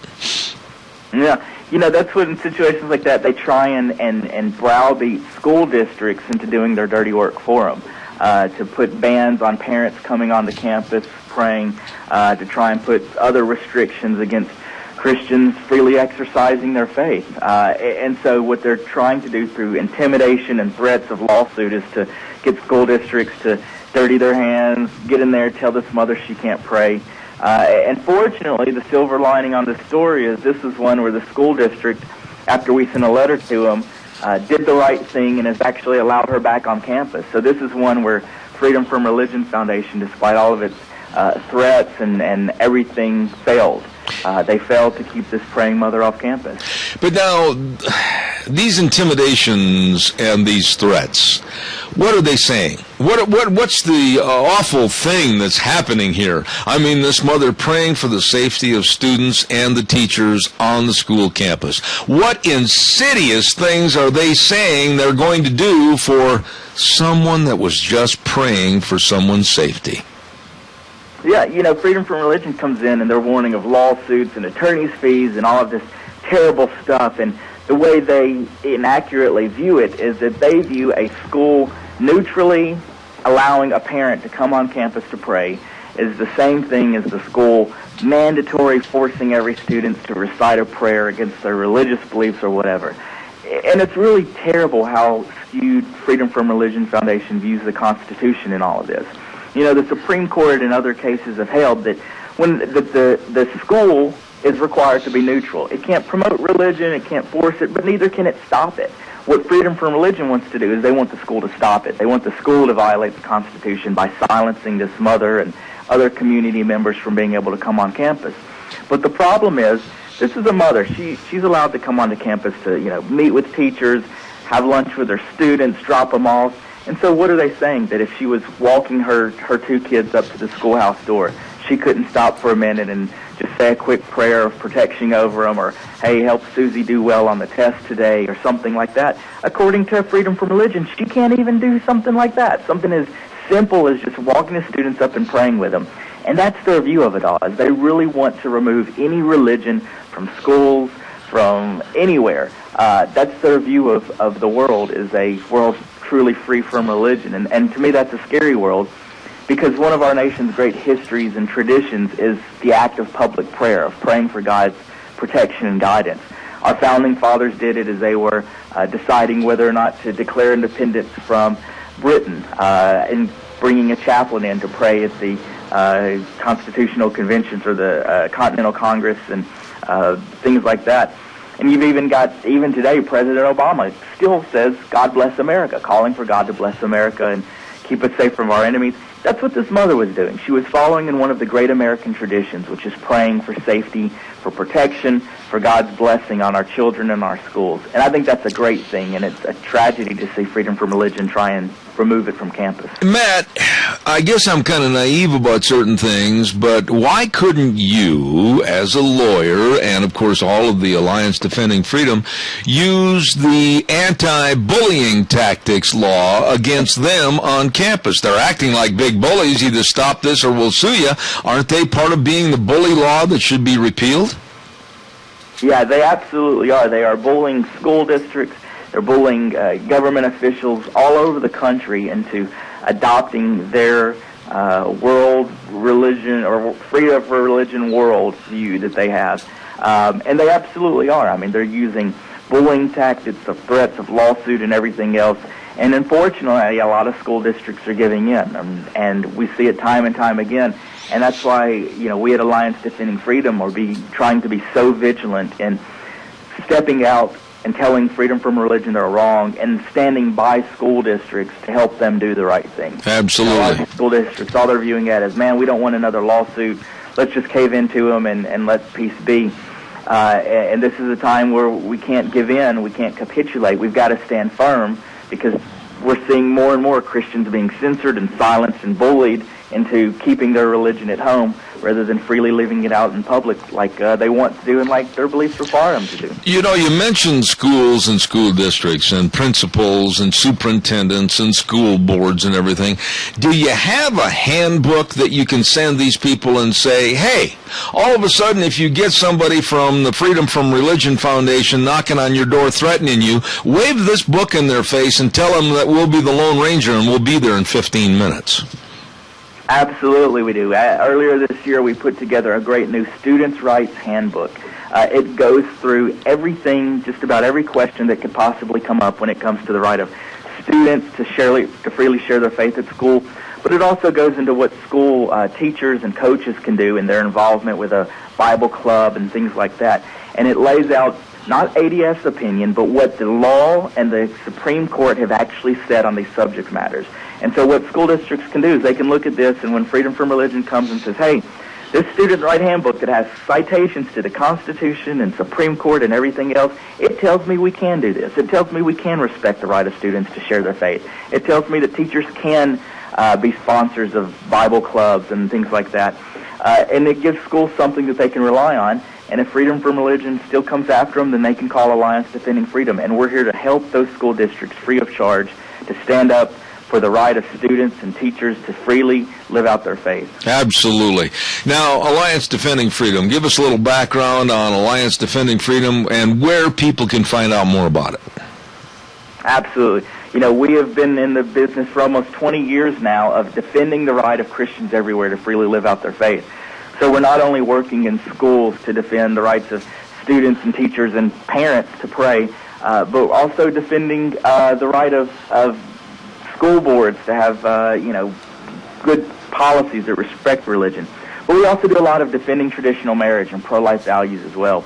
And so if anybody has a situation come up, whether it's their child being told they can't promote the See You at the Pole event that's coming up in a few weeks, or being told a parent can't pray on campus, or anything that deals with your right to freely live out your faith, they can contact us at 1-800-TELL-ADF, or they can visit our website, www.alliancedefendingfreedom.org, learn more about what we do, how to support what we do, and also let us know if they've got a situation they need help with. Absolutely. I'll tell you what, everybody I've had on my program from the Alliance Defending Freedom have been first-class, top-notch people, and you're one of them, Matt Sharp. God bless you, man. I appreciate all the information this morning.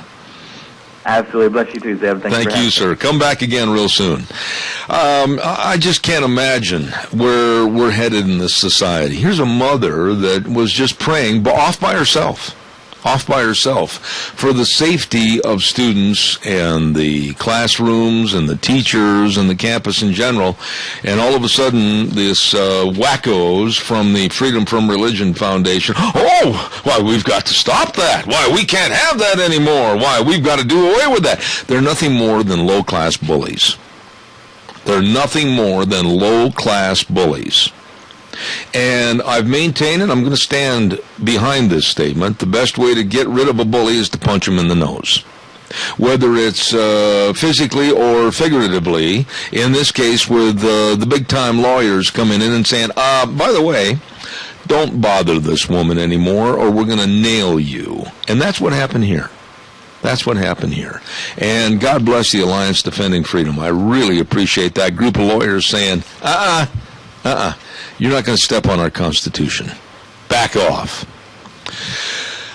Calls are welcome and appreciated. 436-2244, 1-866-927-4587. I have nothing planned for the rest of this half hour, so give us a call and let us know your thoughts. And while I'm waiting for your call that I know is coming in, don't forget A Child's World at 1308 Overland Avenue in Burley. Oh my, the telephone number 878-8222. And believe me, they've got everything over there. The quality games, the toys, the books, the arts, the crafts, the puzzles, more and more, all the clothes, infants, clothing, quality shoes, school uniforms. What are you waiting for? I'm telling you, they've got a fantastic family store. A Child's World, 1308 Overland Avenue in Burley, and they're one of our co-sponsors of Cassia County School Days, along with the Ambulatory Surgery Center. All right, give us a jingle. 436-2244, 1-866-927-4587. Real quick, too, I want to remind you about Let's Ride. Now, they're closed on Mondays. They're kind of regrouping from having all the fun outside on the bikes. Whoompa! Whoompa! On the weekend. And they'll be open Tuesdays through Saturdays. Let's Ride, Highway 24 between Rupert and Burley. And boy, oh boy, they've got the brand new Can-Am 4-seater side-by-side. That's ripping good fun.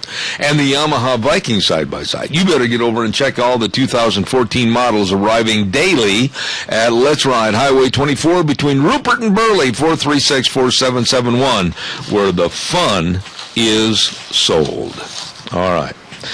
Your turn. Give me a call, 436-2244, 1-866-927-4587. And I found a story the other day that just worked me up into a lather.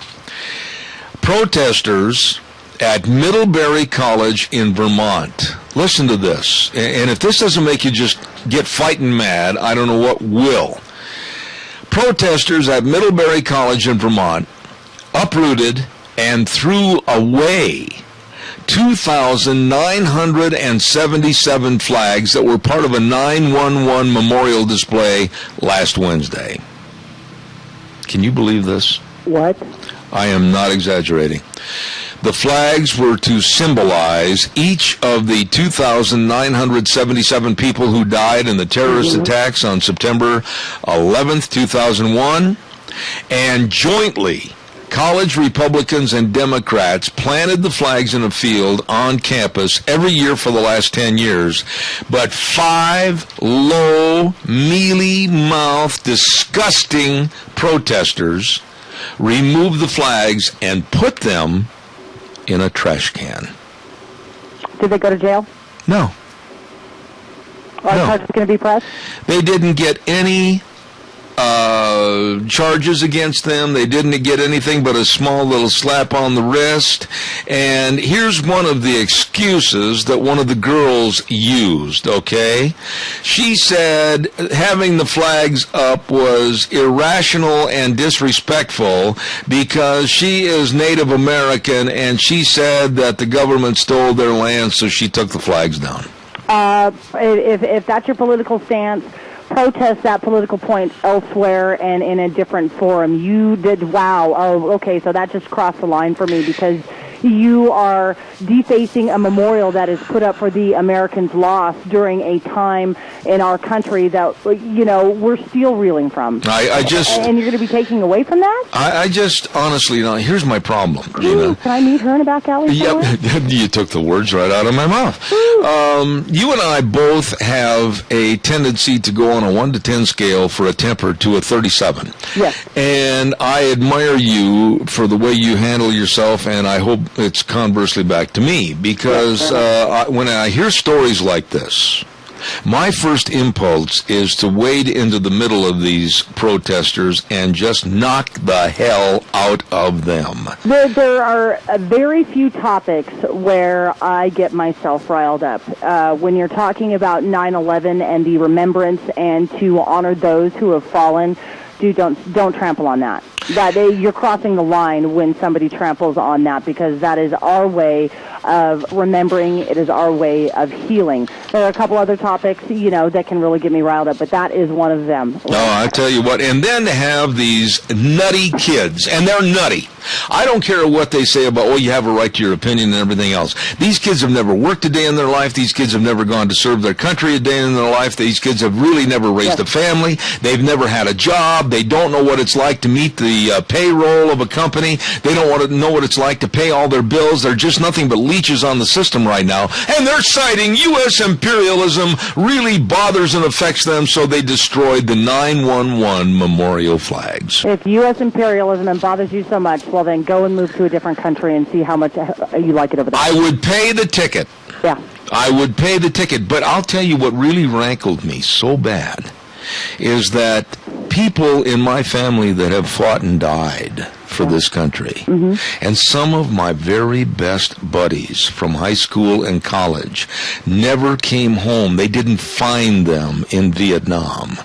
And then to throw these flags in a trash can and have to accept the fact that these vermin, had the right of free speech, it just sits there, and I'm telling you, my fists are clenched.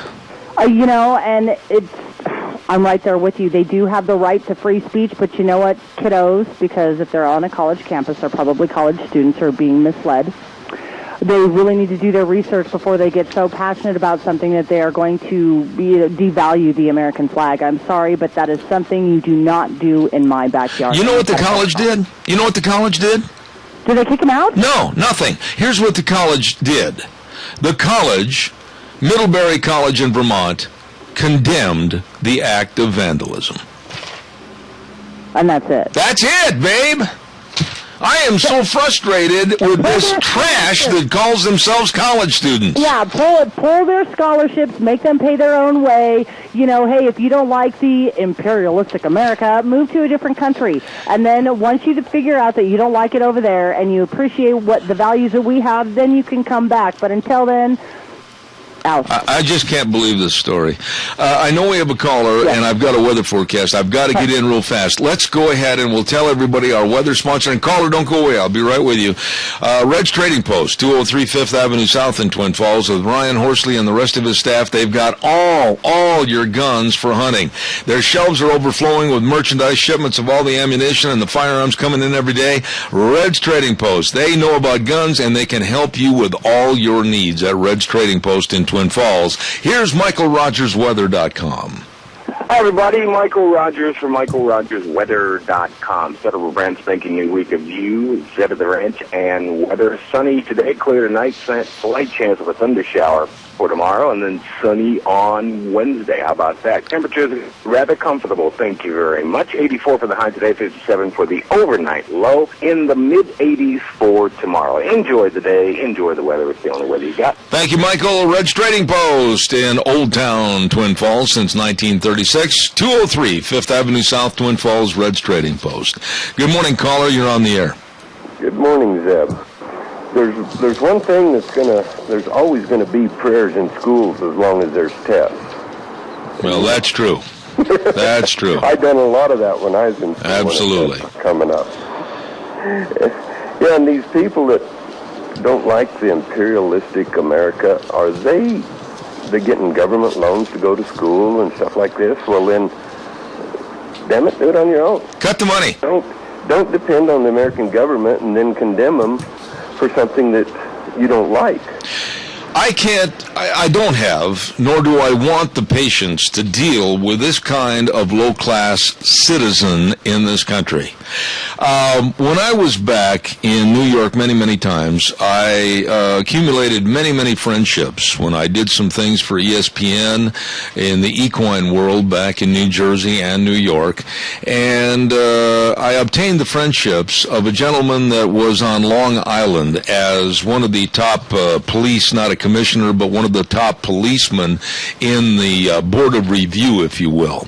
His son was killed in the first trade tower that collapsed. He worked for an investment company, and he was a very good friend of mine. And when I think about the suffering that this father went through along with his wife and the rest of the family and losing their son, who at that time when the bombings took case on the trade towers, he was approximately 28, 29 years old.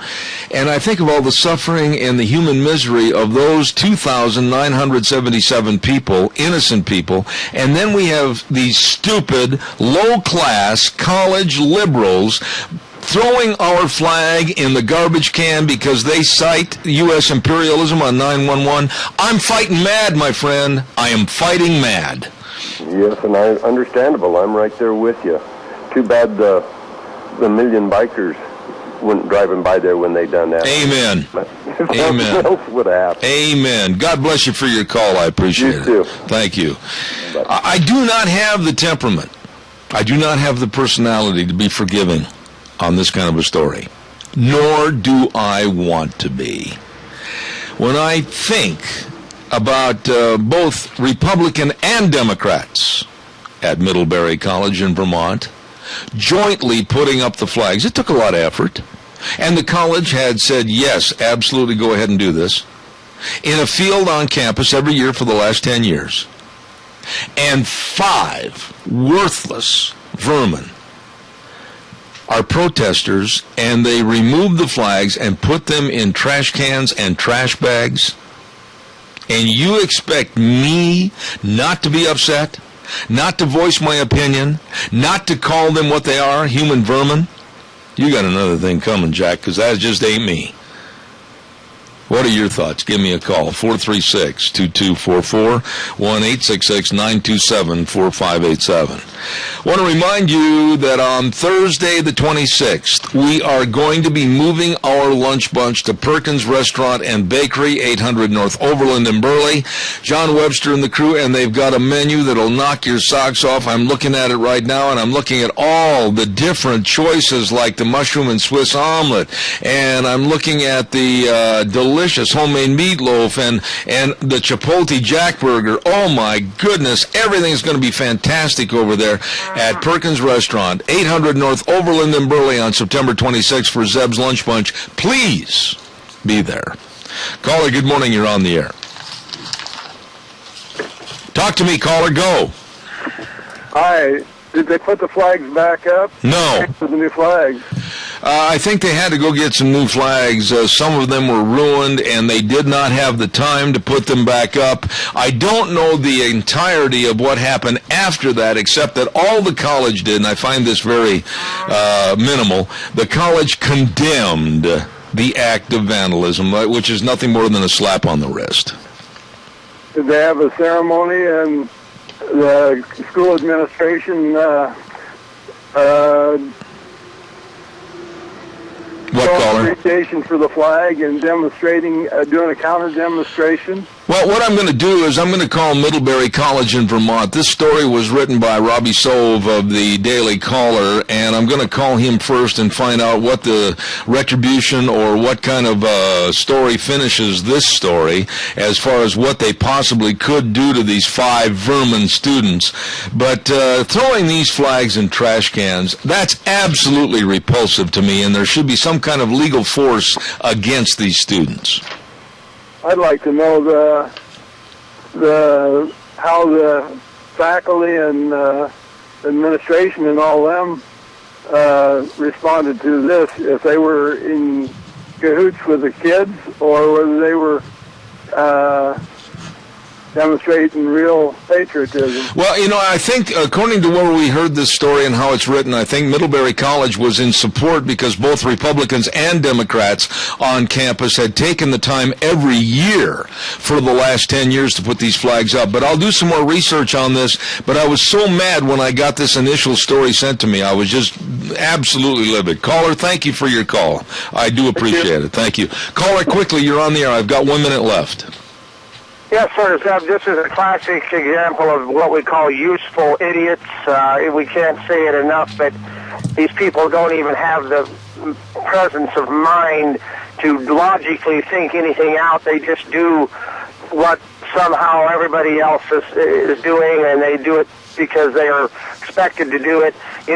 When God created man and he created the brain and how the intricacies of it and the genius of it and how we are just smashing the hell out of the human spirit in this country, the answers to everything is within us, and our children could be so great. And our educational systems, our lack of parenthood, it's just so depressing and scary.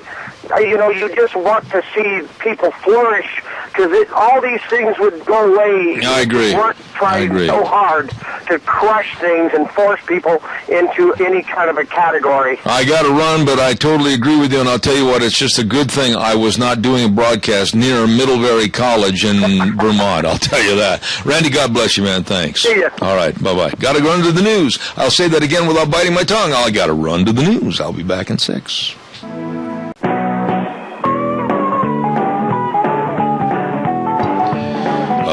Welcome back. Hour number 3. Good heavens, I had to look at the clock. How time flies when you're having fun. And, of course, we're sponsored by our major sponsor, your Magic Valley Les Schwab Tire Centers. All 7 locations serving you, along with some of our great advertisers, including Lee's Furniture, Floors, and more at 459 Overland in Burley. And, of course, our friends at Western Waste Services, always at your disposal. Get on the route service today. Get your garbage out of there, 734-6969. Before we have our next guest on the phone, a very dear friend, I want to remind you that you could start earning $30,000 to $40,000 a year in as little as 4 or 5 weeks. That's right. Call Lucky Bourne at CSI's new Sage Truck Driving School in Burley right now. They've got new lower prices for its 4-week program. And if you're having trouble with tuition money, just get a hold of Lucky and they'll explain a student loan option. That's the way to do it. New classes every week begin at about 8 o'clock on Monday mornings. Call Lucky Bourne right now at CSI's new truck driving school in Burley, 878-5802.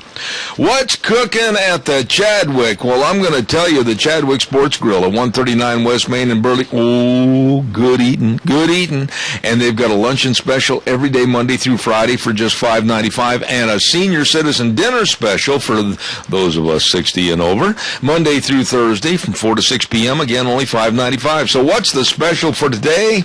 Chicken Parmesan with mashed potatoes, veggies, and super salad. You're going to love the food and like the people a bunch at the Chadwick Sports Grill, 139 West Main in Burley.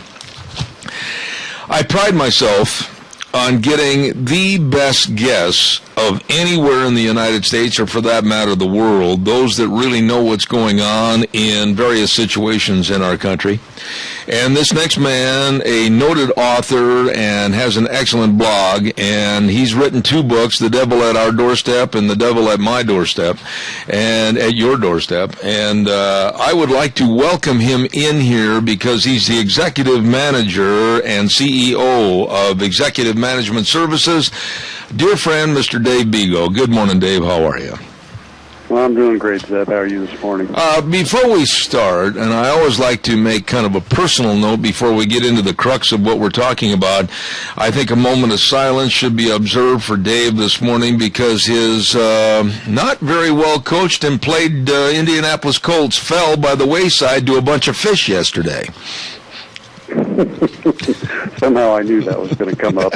Yeah, it was terrible, Zeb. I think I could play better defense at 60 years old than some of the Colts players. I mean, it was ugly yesterday. But on the good note, the Packers won. Yes, they did. You're being very gracious. That's a great thing. Thank you. And by the way, real quick, though, talking about pro football, It seems like the defensive coordinators this year on almost every team have been earning their paycheck, but they haven't done anything to show the net result. I know. I couldn't believe it. I was sitting watching. I was over at my daughter's house for her son's first birthday, and I was watching some of it, and there was an easy pass over the middle that the Colts middle linebacker had his back completely turned. He never, I was taught playing basketball, you keep yourself in a position where peripheral vision, you can see both the defender and the passer, the other players in that. He could have easily knocked the pass down. The guy caught it, took it for 70 yards and a touchdown. I'm going, my God. Yeah. What's going on? Yeah, I agree with you. Dave, I'm really getting scared. I'm concerned for my family, for their welfare, for the future. I am more, I guess, going back to the word concerned than ever with this administration and the pathetic leadership, or lack of, that Obama is showing. And also here we have a pacifist in the office of Secretary of State, John Kerry. Wow, every day the news gets worse, and there's more smoke screens, and there's more scandals, and there's more things to worry about. And this mess in Syria, I think, could be the incendiary device that touches off World War III. What are your thoughts on what's going on? Well, this is a bit scary. It really is. And, obviously the guy in the White House, I've talked about this before, he's just a puppet. He's doing what other people tell him to do. And, with his people that pull his strings and on the far left, and I think in the Muslim community, he's trying to avoid what the true intention is, and that's to continue to bring down this country. And we need to wake up quick. And Kerry, what do you say about him? If he was so good, he would be working in his wife's business, family business. But somehow Congress has got to get a hold of this and start going after this guy and try to impeach him, because if not, we're going to be in trouble. As a noted businessman, and you have a lot of different oars in the water, if you will, trying to keep your boat afloat, you must be concerned as a businessman as to where this is all taking us. There's so many things to worry about right now. Obamacare, the implementation of Obamacare, what it's going to do to your business, what it's going to do to my business. There's so many hidden intangibles that we don't know that are written into this thing that we won't know until it comes to full fruition in 2014. Wow, Dave, we've got a lot to be concerned about. Oh, we do. The international stuff is bad, but as I've talked to you before, I'm more concerned about the internal stuff where they continue to do things that's going to collapse the economy. And we're already seeing on the Obamacare side, we're seeing both customers and competitors, cutting back deeply on employees and then going to a lot of part-time people. And, the unions are starting to wake up, at least the unions that aren't going to gain out of it. The Teamsters and the FL-CIO affiliation and that. But the SEIU, and I don't know if you saw this last week, came out, but Kathleen Sebelius, who is from Kansas, and, she's head of Health and Human Services now, she had a high-level meeting with Mary Kay Henry, who is the president of the SEIU, the union I fought and beat. And, they are putting together a national healthcare outreach to have nurses, their SEIU nurses across the country, recruit and train more people to be the navigators to teach people about Obamacare. And I'm looking at the SEIU's website right now. If you look at it, they're committed to making sure Obamacare goes through. And, these are people right in the Obama administration. And the major union is pushing this through. And we're not doing anything about it. It doesn't make sense to me. Dave, naive question here, and pardon me for not having the answer to this question before I get on the air. But Obama and his administration are really doing a full-court press right now, if you will, to make sure the American public buys into, quote-unquote, Obamacare. They're even utilizing the NFL. They're even utilizing actors. Who's paying for all this, by the way, for the utilization of accepting Obamacare? Well, each of these organizations are, because they feel like they got to pay back. especially the SEIU, because here's the other things that people don't know and why the SEIU is so big behind this, is because, they represent a lot of healthcare workers across the country, probably 50% or more of their membership. And there is articles in the Obamacare that directly states that, we are going to hire more healthcare people across the country, not doctors. We're talking about nurses and orderlies and other people like that. Well, that represents a huge opportunity for the SEIU to go out and unionize more people. And so they're full behind this. And, some of the other unions, they're starting to wake up and figure out, God, this isn't working. But the actors, we know where they come from. I mean, that's pretty much a given. The NFL, I don't understand, except you got the NFL union, which I think is still befuddled by this whole thing. Mm-hmm. Dave, the fines and the taxation and the Nancy Pelosi statement, well, we had to pass it so that we can find out what's in it, and then all of a sudden the costs are just escalating, and the potentiality of having small business people just literally be fined out of existence and close the doors and lock the key. As an employer, I mean, what are you finding out on a daily basis that affects you? Well, the thing that hurts me is that a lot of our competitors are going to part-time people in our business. And in our business, unfortunately, we do have a lot of businesses that go out and they just want to hire part-time people, or they hire undocumented workers and pay them under the table, and they don't even make minimum wage. In fact, we just took over a huge account where that was happening, and I think the government caught the people at it. But we're seeing more of this, and what it's really doing is driving people to do more of this stuff that to me, from a moral standpoint, is wrong. Like I'm saying, hiring undocumented people and just paying them, cash under the table. They're not paying taxes. They're not providing insurance or benefits for their people and that. So what that does to us, to answer your question, is it makes us uncompetitive, because these people come in and they will bid a lot lower to clean buildings across the country than what we can, because we're doing the right thing. What do you think, Dave, as far as Obamacare when it comes into full implementation, and states like Idaho that have developed or are developing their own insurance exchange? Is there a way to beat Obamacare and not lose everything and not have to accept a very inferior product? No, I think we're headed to exactly what you see in Europe and Canada. I know I have friends up in Canada that come down here for health care because they have a similar type of system. And, of course, over in Europe, I've been over there, and I see, you have to wait for beds if you have a problem over there, or if you're going to the emergency room. And we're headed for the same thing, and the American people just don't get it. And the other thing that scares me, Zeb, is the electronic part of it. I've talked to my doctor and other doctors and healthcare people about all the inputting they're having to do on the electronic end of it.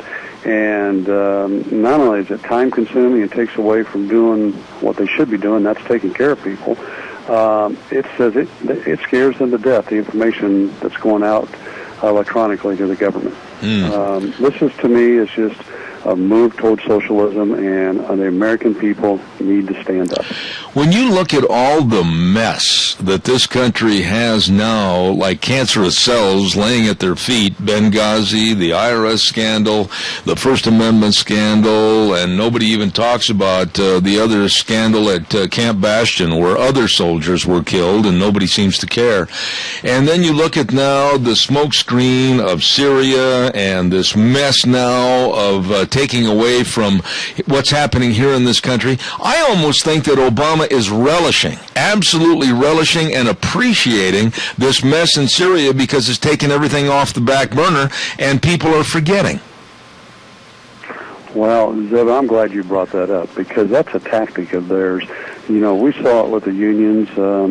If things aren't going their way, then they do something to distract everybody from what's going on and seeing what the real truth is. And they do it because they know a big percentage of the population isn't paying attention or is very, very gullible or naive. And they bet on that fact. And I don't know when the conservative groups are going to wake up and understand that and start speaking out. I mean, you really don't hear, except for a few sound clips, of anybody getting up and saying, no, this guy is wrong.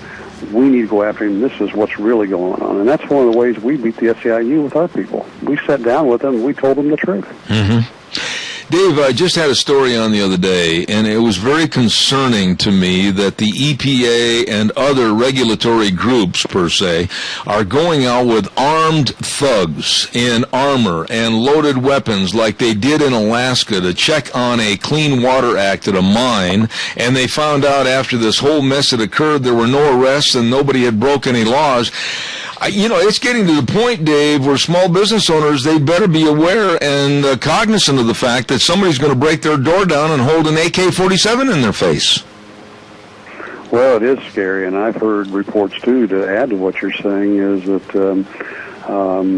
there's at small airports and larger airports across the country that pilots, as they've gone in, they've been stopped by FAA officials and interrogated and everything else. And this is government at its worst. This is Gestapo type of tactics. And again, I think Americans just think, no, this is never going to happen. I know, talking to my dad over the weekend, my dad's 84, and he doesn't buy into it all. He says, Dave, this is America. This stuff ain't going to happen. I said, Dad, that's what they want you to believe.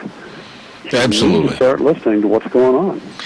Dave, when you look at the situation in this country, the naivete of America right now, I had a story earlier this morning about how now the government is telling banks, you be quiet now, don't you tell the consumers anything.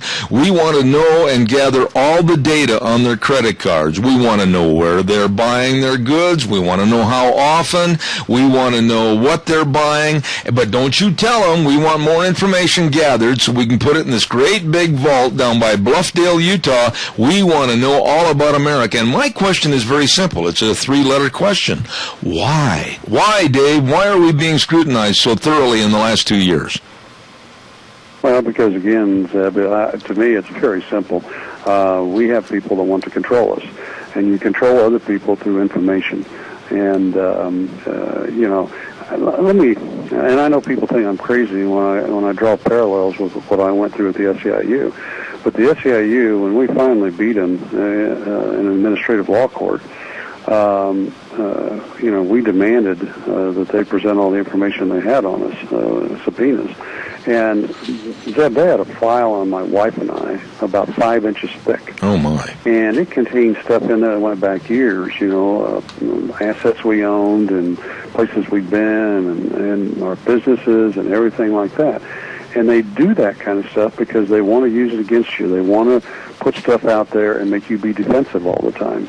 And most businessmen, even though they know all this is wrong, will still just give in and do what they want, so these people can't use that stuff against them.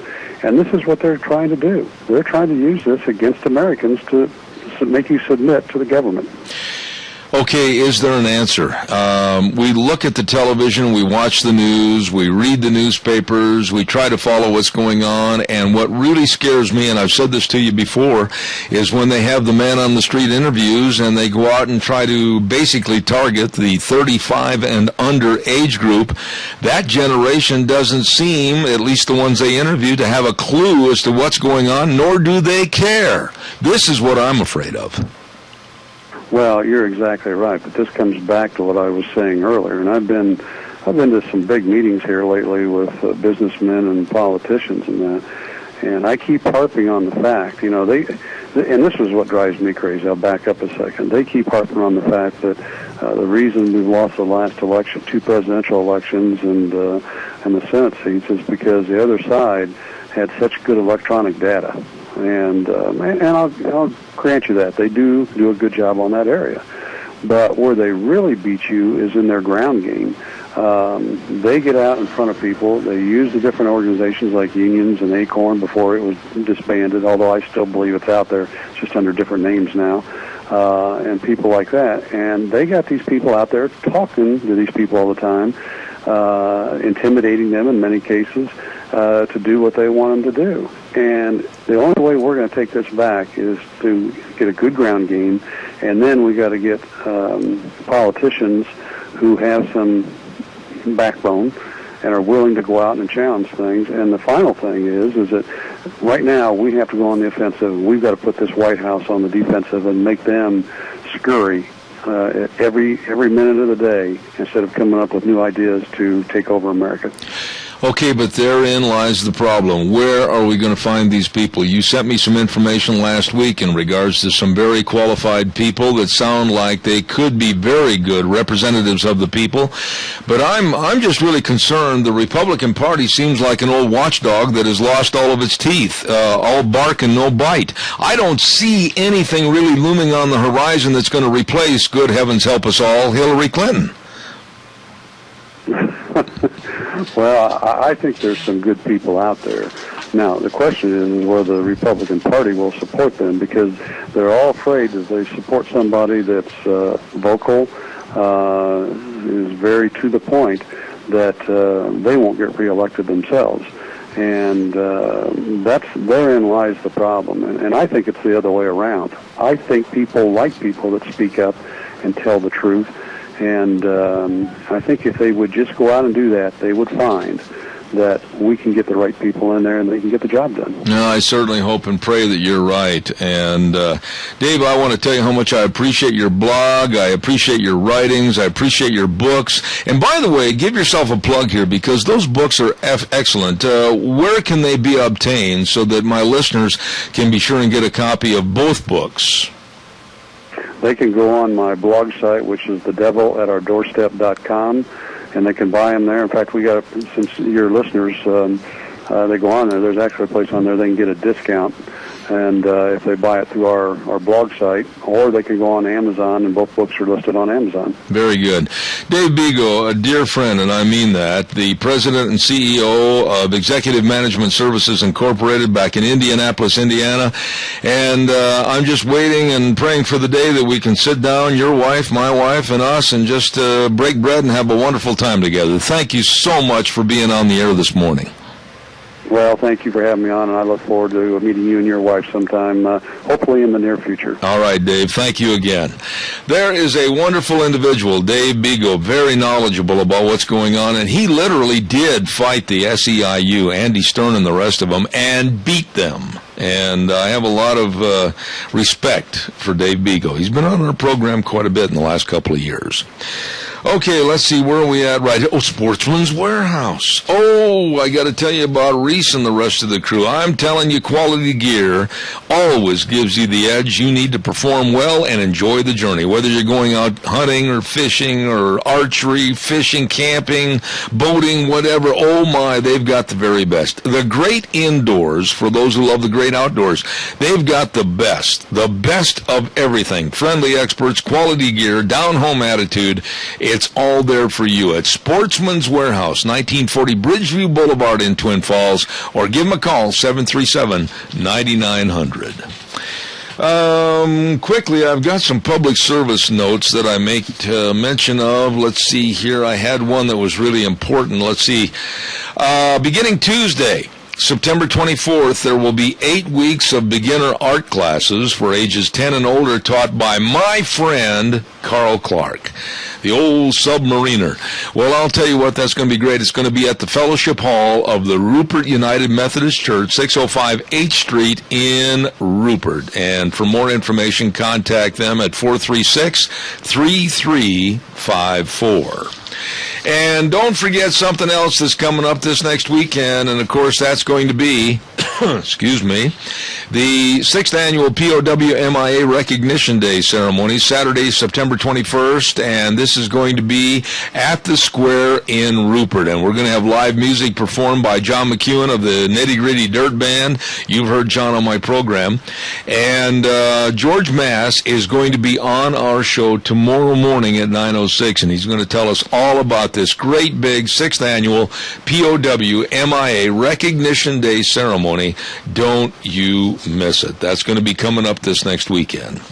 We're going to take just a little bitty break right now and send it over to our main studios, and we'll be back in about 3 minutes. Don't you go away.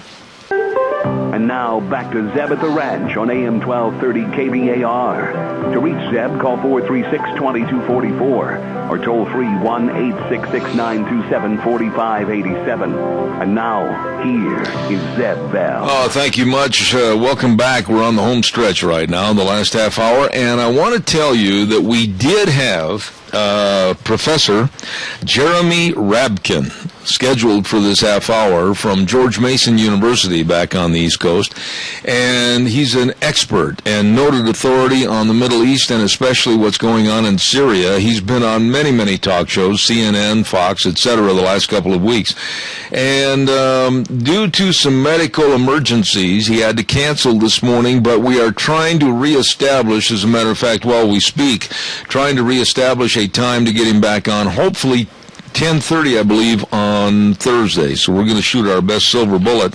and see if we can't get him on the air. Very important man, very important subject. I want to share his information with you. Quickly, I want to remind you, Ramsey Heating and Electric can offer rebates on qualified Lennox home comfort systems, whether it's a gas furnace, an air conditioner, or a heat pump. You and your family will enjoy the comfort. As a Lennox independent dealer for over 48 years, they know the climate, they know the equipment, and they've done the shopping for you. Call 678-0459 and learn how Ramsey Heating and Electric can save you money. Remember, at Ramsey's, they sell warm winters and cool summers. Due to the fact that we don't have a guest for this half hour, and I started this earlier this morning, I would really like to find out your thinking about political correctness as an airplane goes over very low. Do you feel that the Washington Redskins football team should be coerced to change their mascot name? Do you think so? Do you think the Atlanta Braves should be forced into changing their name, or the Kansas City Chiefs? And there's a litany of other people. You know what? I bet you won't hear, though, the Florida State Seminoles. The Seminole Indian tribe absolutely is adamant. Leave the name alone. What are your thoughts? I'd like to hear your opinion. Do you think you fall into that politically correct category to where, oh, well, if it's offensive to one person, we should change it? Or do you think because it's been such an established team name for their mascot, the Redskins, and always held with complete professionalism, leave it alone? What are your thoughts? I'd like to hear from you. And that goes according to also, and I know Gina's going to weigh in on this. I can just see her with her hand on the switch. Words that people are trying to stop us from using. And I think it's time to reverse the tables a little bit. I make no bones about it. I'm on crutches. Have been for many, many years. And my legs are shot. I'm not going out and I'm not demanding that they stop using the word handicap or cripple. But it seems like there are certain words like retard, fire retardant, etc., because of a derivation of the word retard, retarded. Certain people want to see that word stricken. What words come to mind to you that possibly are offensive or not politically correct? I mean, where I'm going here, where do you draw the line? Where are you going to stop this insanity of, well, one person's offended by that, so we got to stop using that word. One person doesn't like this being said or used as a mascot, so we have to stop this. How are you going to sanitize our complete society so that it doesn't offend anyone? Gina, what are your thoughts? Well, as you eat your biscuit. Actually, it's beef jerky. I see. Honestly, there's really no word in, I think, our language that is truly all that politically offensive to me. I'm going to continue to say fireman. I'm going to continue to say policeman. I'm going to continue to say congressman. You know, those are words that have been in our vernacular. Okay, now stop right there. Stop right there, because you are a very outspoken female. You are not a women's libber. You're a person that has, I think, a respect for the titles that these people have. Yeah. My son is a fireman. Yeah. And there are women that are also firemen. It's just a terminology to describe what they do and who they are. Uh-huh. But you're not one of these persons that is going to say person instead of fireman. It's not fire person to you. It's not police person. It's not fire person. If it's a woman, I'll say she's a firewoman. If it's a man, I'll say it's a fireman. You know, I'll give equal gender to whoever it is that I'm referring to, but I'm not going to say person. Well, and this is the point I'm getting at. Are you at all offended? Now, I know you're a football fan, and you know your football. You know your football. Mm-hmm. But what in the world could possibly be offensive to the Native Americans? And by the way, I'm as native as some of them are. Okay, so we're talking about the Redskins and the Seminoles. Back to the Redskins. There again, political correctness. In a word, Redskins. But what is wrong with that? What is wrong with that? Did they name a tribe? No. Did they name anybody in particular? Nope. It's just the terminology Redskins, right? Yep. Couldn't it refer to a bunch of us whites that are getting sunburned like the Dickens on the beach? Yep. Okay. But why do we have certain people that want to stop all these phrases, all these different mascots? And as I said a minute ago, I'll bet you a steak dinner, you along with Jim and anybody else, they'll never touch the Florida State Seminoles. They will never touch the Florida State Seminoles because the Seminoles would, they're already up in arms and they're saying no. That's absolutely not, because that helps us and what we're trying to do. So I don't think that the Seminoles are ever going to go away. So honestly, I think that they're doing this is because, one, they're unhappy, and two, misery loves company, so they need to stir the pot just to create some chaos. Now, I got to tell you this, and I want to get your opinion on this. There was a time here about 6-8 months ago that on O'Reilly Factor, Bill O'Reilly just absolutely jumped in the middle of one of his guests and demanded that this guest retract the word retard. And I was I was so mad and incensed over Bill O'Reilly trying to stifle speech. Here he's a man that gets on television and he says he's standing up for freedoms, and he said the word retard or retarded or retardant is offensive to certain people with children possibly that have had a mental problem with the capacity of learning, etc. And it was in no reference to that. When you pick up a fire extinguisher, you're going to see the word retard on there or retardant many, many times. Why are we picking and choosing words that we're afraid of? It's not that we are afraid of. It is because they are trying to pander and gain money from a particular sect so they can garner their votes and or the ratings. And period, point blank, that's what it is. They're just pandering to a specific segment who is so, at least in my opinion, so tiny. Wouldn't the analogy... We've got a phone call, by the way. Okay, I'll take that call, but I want to get your opinion. Caller, don't go away. Wouldn't the same analogy, if you want to exclude and obliterate the word retard, wouldn't the same analogy for the word handicap, wouldn't that be offensive to me if somebody refers to that word, even if it's in a golf tournament? Yeah. Honestly, I mean, okay, so if by some reason the ultra whoever they are, the left wingers out there decide that handicap is now an offensive word. Yeah. Okay, what word are we going to use? What phrase are we going to use to replace that? Absolutely. Caller, good morning. You're on the air.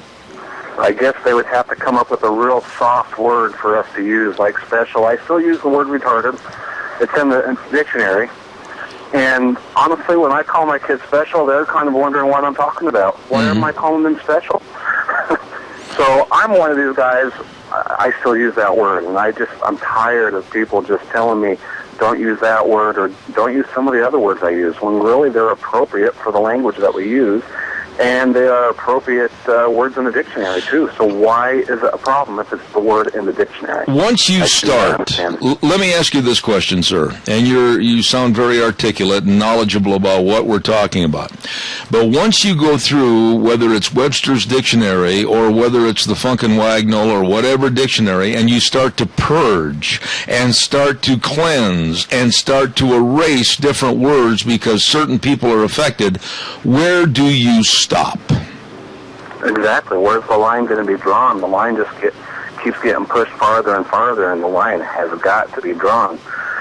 Unfortunately, I think it's from parents that say, you know what, if you don't believe in something, you fight for your right to change it, but yet they forget to teach them about, honesty and ethics and everything else out there. And you know, if the law is the law, you abide by it. And it's, you know, and it's just completely thrown out with the bathwater that these kids are just, they find something to fight about, and they think it's okay that they fight whether they're wrong or right. Well, sir, as you may or may not know, and I'm sure you do, there have been city councils, there's been city management, there's been various counties in this country, there's been various court systems say that they're not going to allow certain words or phrases be voiced in the courtroom or voiced in a commission meeting, etc., or in a city council meeting.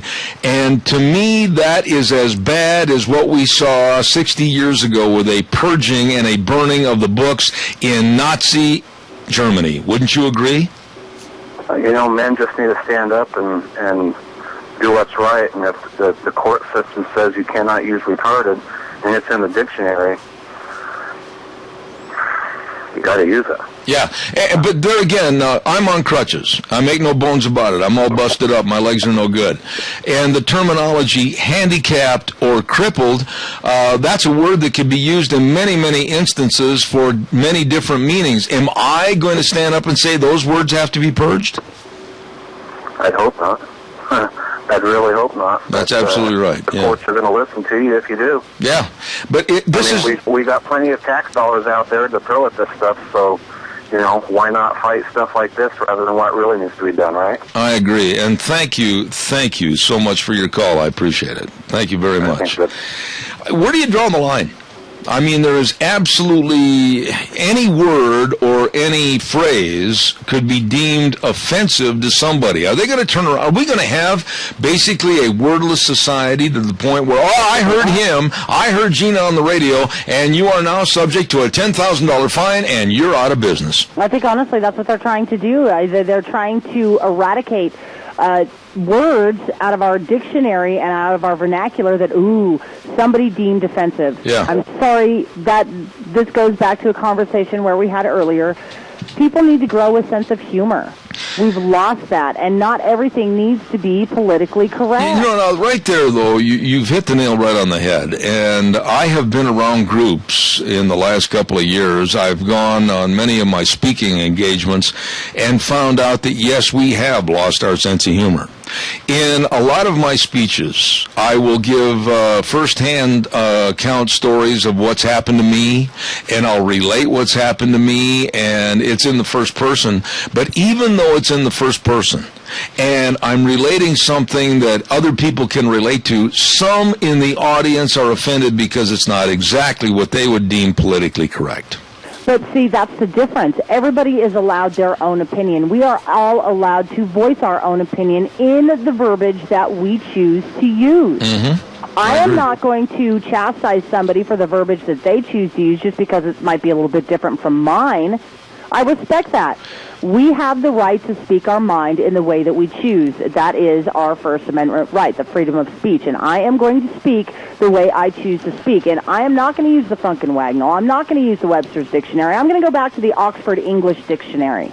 I agree. Which has every single word in our language outlined right there. And once it's in the dictionary, you ain't going to take it out, bud, and I'm sorry, I'm going to use it. But when you look at control factors of controlling people, how they think and how they speak, once you have that control because of another four-letter word, fear, people have dominated over other people.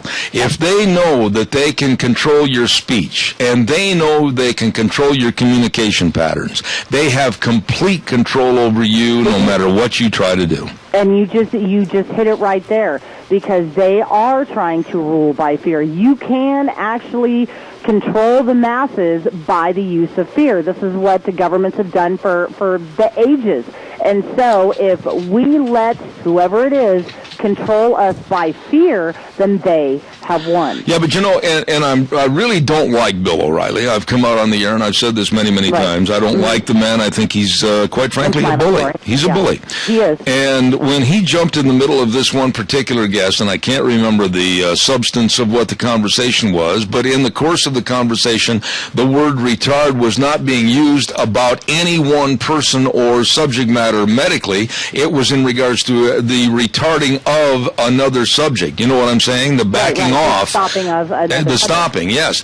And Bill O'Reilly jumped in the middle of this person and said, don't ever come on my program and say that again. Now, number one, since when did he become the sheriff of Boone County with the word police? And number two, what right does he have to basically retard somebody else's speech? He has no right, because his show, just like our show, is based on our freedom of speech. And so if somebody goes on his show, just like if somebody came on here and they were espousing and passionate about what they believed in, let them use that verbiage. Absolutely. We've got a weather update, and then we'll take some more of your calls. I'd like to get your opinion on this. And the weather update this hour is brought to you by Lennox Home Comfort Systems, gas furnaces, air conditioners, and heat pumps, of course, through Ramsey Heating and Electric at 2600 Overland Avenue in Burley, 678-0459. Here's Michael. Hi, everybody. Michael Rogers from MichaelRogersWeather.com. Federal brand spanking new week of view, jet of the ranch, and weather. Sunny today, clear tonight, slight chance of a thunder shower for tomorrow, and then sunny on Wednesday. How about that? Temperatures rather comfortable, thank you very much. 84 for the high today, 57 for the overnight low, in the mid-80s for tomorrow. Enjoy the day, enjoy the weather. It's the only weather you got. There you go, Michael. Thank you. Brought to you by Lennox Home Comfort Systems through our friends at Ramsey Heating and Electric in Burley. Love to have some calls on this and see what your thoughts are. Speak out, folks. How are you going to get through the day, basically, whether you work in a factory, whether you work in an office, whether you're self-employed, whether you're a salesperson? You know, are we going to get to the point in this country, and I see it right now, where you're almost afraid to say certain things, you're afraid to joke with someone, you're afraid to really empty your feelings out on the table and let people know how you feel about a certain subject because of political correctness. And in this case, and I'm reverting back to how this all started this morning anyway, with the possibility of having the Washington Redskins have to drop their last name because one person is affected or offended, one person, and they made a statement that if one person is offended, then we need to be listening and address their being offended. No, absolutely not. Good morning, caller. You're on the air. Hey, Hoss, this is the chief. Yeah, buddy. How you been doing? I'm good. Let's get to the point. What's your thought? I think they should just leave it alone. I'm American Indian, and I'm kind of proud of the Washington Redskins name myself. Okay, now stop right there. I'm going to ask you some questions. Are you or have you ever been offended by at the earlier junction in Major League Baseball, the Milwaukee Braves that moved to Atlanta? Does that offend you? No. All right. What about the Kansas City Chiefs? Oh, no, that's one of my favorite teams. All right. But have they ever done anything, in your estimation, as an American Indian, have they ever done anything that was offensive or derogatory to you? No. Okay, then why are some people going after them in the name of political correctness and saying that they're being racist by using those names? Oh, I don't know. I think they got too much time on their hands. You know something? There you hit it. Chief, in very simplistic form, you hit it. You said they got too much time on their hands, and wouldn't you agree that everybody's looking for a big cheeseburger for a nickel? Yeah, they have enough issues on the American Indian reservations and Indian country that they should turn their energies to. You know, they've got health issues, and a lot of them are diabetic and have high blood pressure, and they don't eat right. I agree with you. Some of them are just poor, you know. They should I think that would be a better cause. I totally agree with what you said, but wouldn't you say that by these people acting offended over something like this, the Washington Redskins or the Atlanta Braves, that they're channeling their efforts in the wrong direction when in essence all they're doing is building up the American Indian and the Native American as being a very powerful warrior and something respectful? Yeah, I think they should embrace the Redskins. Why don't the Redskins have a free ticket day for American Indians and load the stands up with them? That'd be something that they could get more support for, or not even just give them a section of their own. And I think they'd find out the vast majority of them are big fans and enjoy that. You know something, Chief? I appreciate your call and your comments, as always. God bless you, man. I was going to make one quick comment. Okay, real fast. Real quick. We have a lot of family get-togethers, and one of our favorite gals in the family passed away 2 years ago, and her husband's done some stuff around their place that she wanted done, so we kind of had a memorial barbecue, and we got I don't know, there's about half a dozen of us that are getting up in age, and there's always been kind of this tradition that they sit around in their chairs, and the old ones that sat around in those chairs before are gone now, and now we've got this 20 and under group of children and teenagers and in the family, and we noticed this last couple of times that they don't do nothing. They're just worthless. All they want to do is play with their cell phones and text and tweet. And I think they're tweeting about, unfortunately, saying things about the older people.